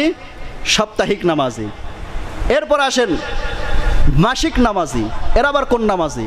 এরা নামাজি হচ্ছে রমজান মাসে শুধু এদেরকে পাবেন। রমজান মাসে যখন চাঁদ উঠলো, রমজানে চাঁদ উঠলো, শাওয়াল মাসের চাঁদ ওঠার সাথে সাথে ঈদের নামাজ পড়াও শেষ, নামাজও শেষ, নামাজও শেষ। এরা হলো মাসিক নামাজি। 3 নম্বরে হচ্ছে সিজনাল নামাজি। কি নামাজি? সিজনাল নামাজি। সিজনাল নামাজি সবে বরাতের রাতে নামাজ পড়বে, সবে কদরের রাতে নামাজ পড়বে, এরপরে হলো সবে কদরের রাতে নামাজ পড়বে, সবে বরাত, সবে মেরাজ, সবে কদর, এগুলোতে নামাজ পড়বে। অথবা আত্মীয় স্বজনের মধ্যে কেউ যদি মারা যায় সেগুলো সেই মনে করেন 1 সপ্তাহ নামাজ পড়বে, বিশেষ বিশেষ দিনগুলোতে এসে নামাজ পড়বে। এরা হলো সিজনাল নামাজি। কি নামাজি? সিজনাল নামাজি। এগুলো 3 নাম্বার। 4 নাম্বার হলো বার্ষিক নামাজি। কি নামাজি? বার্ষিক নামাজি। এরা পুরা বছর খোঁজ থাকে না, ঈদুল ফিতর, ঈদুল আজহা মিস করবে না, ঈদুল ফিতর, ঈদুল আজহা মিস করবে না। এটা হলো বাৎসরিক নামাজি। আর 5 নাম্বার হলো জানাজার নামাজি। জীবনে ভুলে মসজিদের বারান্দায়ও যায় না, ঈদগাহ তো যায় কিনা সন্দেহ আছে, ওই এসে কি করবে? জানাজার নামাজ পড়বেই। এমনকি মানুষ কেন, কুকুর মারা গেলেও ও সাথে জানাজা ছাড়বে না। এরকম কিছু জানাজার নামাজি আছে না নাই? আচ্ছা, আমরা কি এই 5 প্রকার নামাজি না 5 ওয়াক্ত নামাজি? বলেন বলেন, আমরা কোন প্রকার নামাজি হবো? 5 প্রকার নামাজি না 5 ওয়াক্ত নামাজি? 5 ওয়াক্ত নামাজি হবো ইনশাআল্লাহ। আল্লাহ যেন আমাদের কবুল করেন, পড়েন আমিন। নামাজ যে আমরা পড়বো, এই নামাজ পড়ার উপর যদি বর্ণনা করতে যাই, একটার পর একটা কথা আসতেই থাকে, সুবহানাল্লাহ বলেন। বিভিন্ন বিজ্ঞানীরা, খ্রিস্টান একজন বিজ্ঞানী, তিনি গবেষণা করে পেলেন কি, গবেষণা করে পেলেন ফজরের সময় নামাজ, যে মানুষ যে নামাজ পড়ে, ফজরের সময় যে নামাজ পড়ে, নামাজের মধ্যে যে উপকার রয়েছে। একটা সময় দেখবেন যে কিছু শিক্ষিত সমাজ ছিল, তারা সমালোচনা করত, মুয়াজ্জিন এই যে কোন শীতের রাতে এত কষ্ট করে আরামের ঘুম ত্যাগ করে ঠান্ডা পানিতে ওযু করে মসজিদে এসে শীতের রাতে এত কষ্ট করে মসজিদে এসে আজান দেয়, এরা কি বোকা ছাড়া কি বুদ্ধিমান হতে পারে? এরকম কথা বলতো কি না? বলতো। এখন তাদেরকে আপনারা দেখবেন মুয়াজ্জিনেরও আধা ঘন্টা আগে ঘুম থেকে উঠে বাড়ি থেকে বের হয়ে সুটবুটকুট টাই পরে, জ্যাকেট টাকেট পরে রাস্তায় দৌড়াদৌড়ি শুরু করে দিয়েছে, রাস্তায় দৌড়াদৌড়ি শুরু করে দিয়েছে। কেন দিয়েছে জানেন? একজন খ্রিস্টান বিজ্ঞানী গবেষণা করে দেখতেছেন আল্লাহ তাআলা ফজরের সময় যে বিশাল রহমত এবং বরকত নাজিল করেন, যে বিশাল যে আবহাওয়া, যেই ভিটামিনযুক্ত বা যে উপকারী আবহাওয়া সৃষ্টি করে রেখে দিয়েছেন, এর মধ্যে থেকে বান্দা যখন নিঃশ্বাস নেয় বা এই আবহাওয়াটা তার শরীরে নেয়, এই শরীরে এই আবহাওয়াটা নেবার কারণে প্রায় 1 লক্ষ টাকার ভিটামিন, 1 লক্ষ টাকার ঔষধ খেলে শরীরের যে উপকার হবে তার চাইতে লক্ষ কোটি গুণ বেশি উপকার হবে। সুবহানাল্লাহ বলবেন না? এই জন্য তারা করলো কি, খ্রিস্টান বিজ্ঞানীরা তখন মিলিয়ে দেখলো যে না, আমরা যদি এটা প্রচার করে দেই তাহলে কি হবে, খ্রিস্টান, বৌদ্ধ, যত ধর্মের মানুষ আছে, এই মানুষগুলো এই ফজরের সময় উপকার নেবার জন্যই সব দলে দলে মুসলমান হয়ে যাবে। এই জন্য তারা কি করলো, তারা চালু করে দিল কি, তারা চালু করে দিল মর্নিং ওয়ার্ক। কি ওয়ার্ক? মর্নিং ওয়ার্ক চালু করে দিল, যে তোমরা মর্নিং ওয়ার্ক করো আর ওই ফায়দা হাসিল করো। আচ্ছা বলেন, নামাজি যে ফায়দা হাসিল করতে পারবে সে ফায়দা কি ওরা ওই মর্নিং ওয়ার্ক করে কি পারবে? সারা রাত যদিও হাঁটাহাঁটি করে তাও পারবে? বলেন পারবে? পারবে না। এটা আল্লাহ তাআলা আলাদা বরকত রেখে দিয়েছেন নামাজের মধ্যে।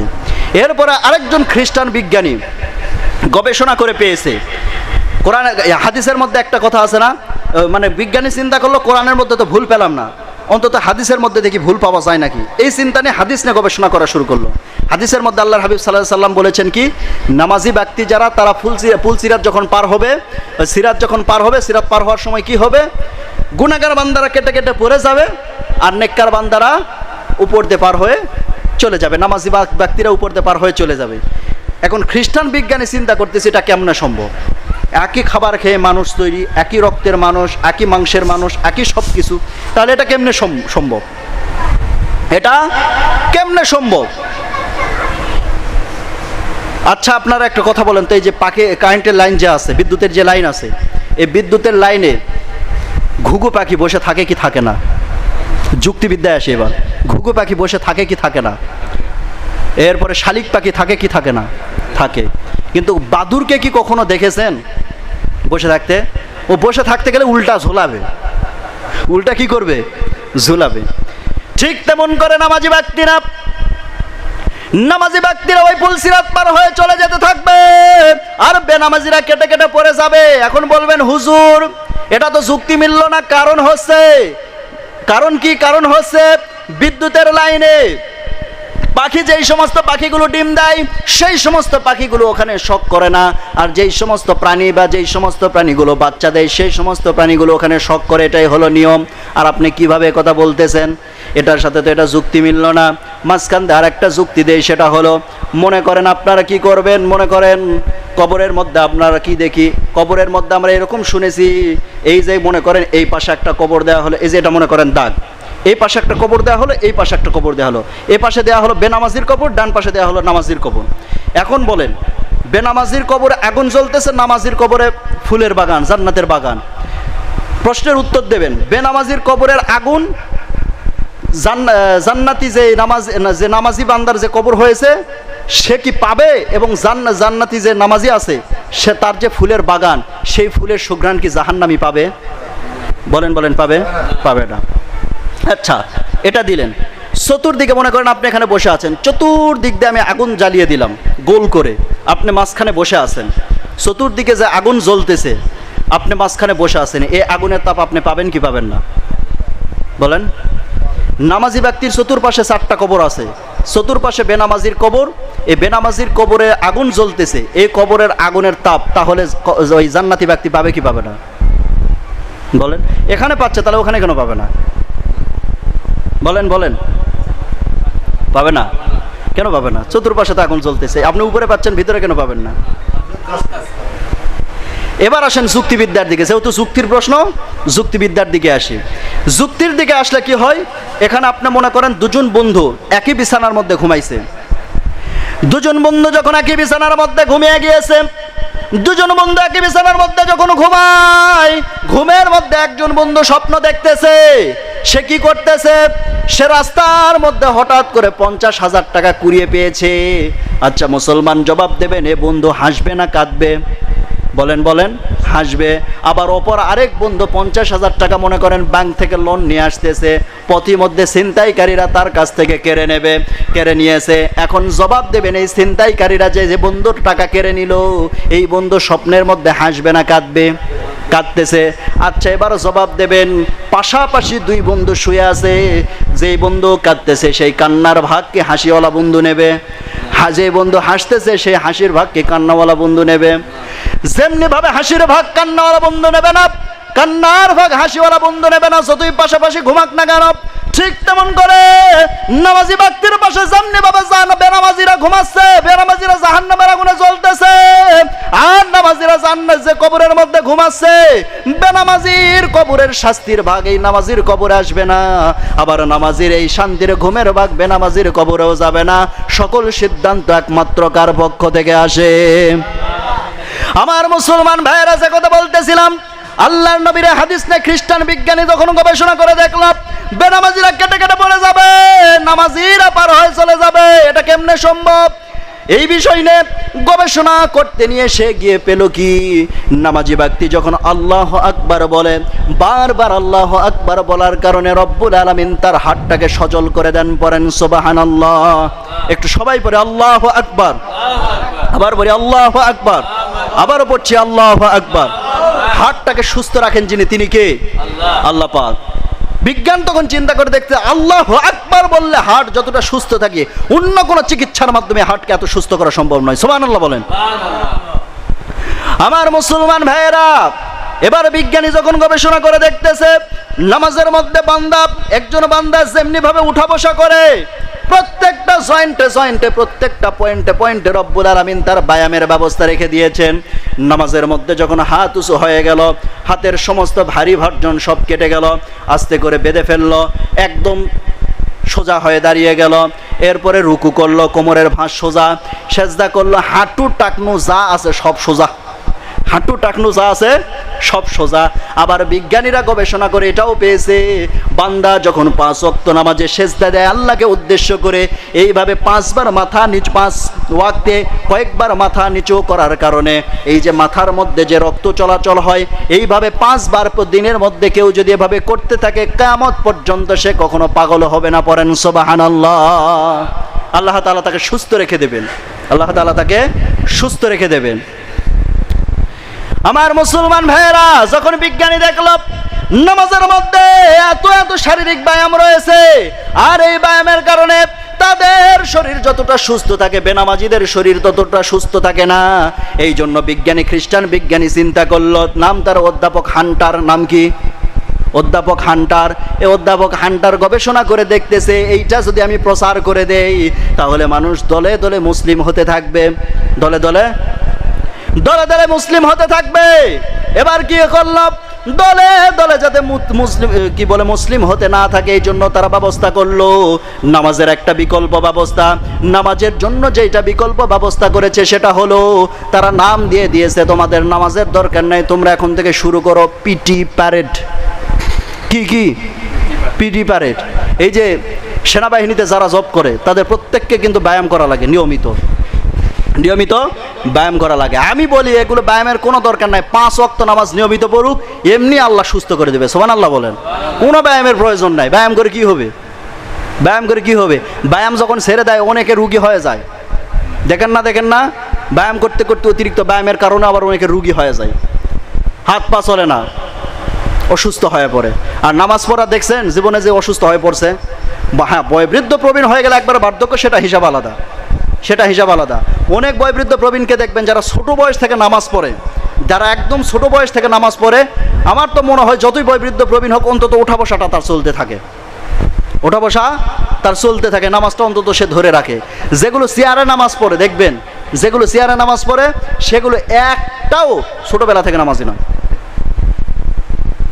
ছোটবেলা থেকে নামাজি নয়। আর চেয়ারের বিষয়ে সমস্ত ফকায়ে ওলামায়ে কেরামগণ বলেছেন চেয়ারের নামাজ এটা ইসলামের দৃষ্টিকোণ থেকে সহি নয়। হবে কিনা সেটা আল্লাহ জানেন, নামাজ কবুল করবে কিনা সেটা আল্লাহ পাক ভালো জানেন, কিন্তু এটা ইসলামের নিয়মে সহি নয়। কারণ আপনি দাঁড়িয়ে নামাজ পড়তে পারেন না, আপনি বসে পড়েন, আপনি বসে পড়তে পারেন না, আপনি শুয়ে পড়েন, চেয়ারে কোন জায়গায় ফেললেন বলেন? বলে যে আমরা রুকু সেজদা করতে পারি না, চেয়ারে বসলে রুকু সেজদা বুঝি সহি হয়? বলেন সহি হয়? তো লাভ কি তাহলে চেয়ারে পড়ে? বরং চেয়ারে পড়ার কারণে আপনার নামাজের গুরুত্বপূর্ণ দুইটা বিষয়ে খেলাফ হয়। এক নাম্বার, খুশু খুজুর খেলাফ হয়। নামাজের মধ্যে যে আপনার কি বলে বিনয়ী ভাব, যেটা খুশু খুদু বিনয়ী ভাব, সেই বিনয়ী ভাবটা নষ্ট হয়। মোশান আছে না নাই চেয়ারে বসলে? বলেন বলেন, মোশান আছে না নাই? মোশান একটা আলাদা থাকে। আর দুই নাম্বারে সবচাইতে বড় যেটা ক্ষতি, সেটা হলো কাতার বাঁকা হয়। নামাজের যখন কাতারে দ্বারা কাতার সোজা থাকে, বাঁকা হয়ে যায়। কাতার বাঁকা করে আপনি নামাজ পড়তেছেন, হাদিস এমনও আছে কেউ যদি কাতার বাঁকা করে দাঁড়ায় আল্লাহ তাআলা তার অন্তরটাও বাঁকা করে দেন, পরে নাউজুবিল্লাহ।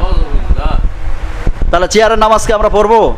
যতই অসুস্থ হই, দাঁড়িয়ে পড়তে পারতেছি না বসে পড়বো, বসে পড়তে পারতেছি না শুয়ে পড়বো। অনেকের বসার সমস্যা, দাঁড়িয়ে ইশারাই পড়বো।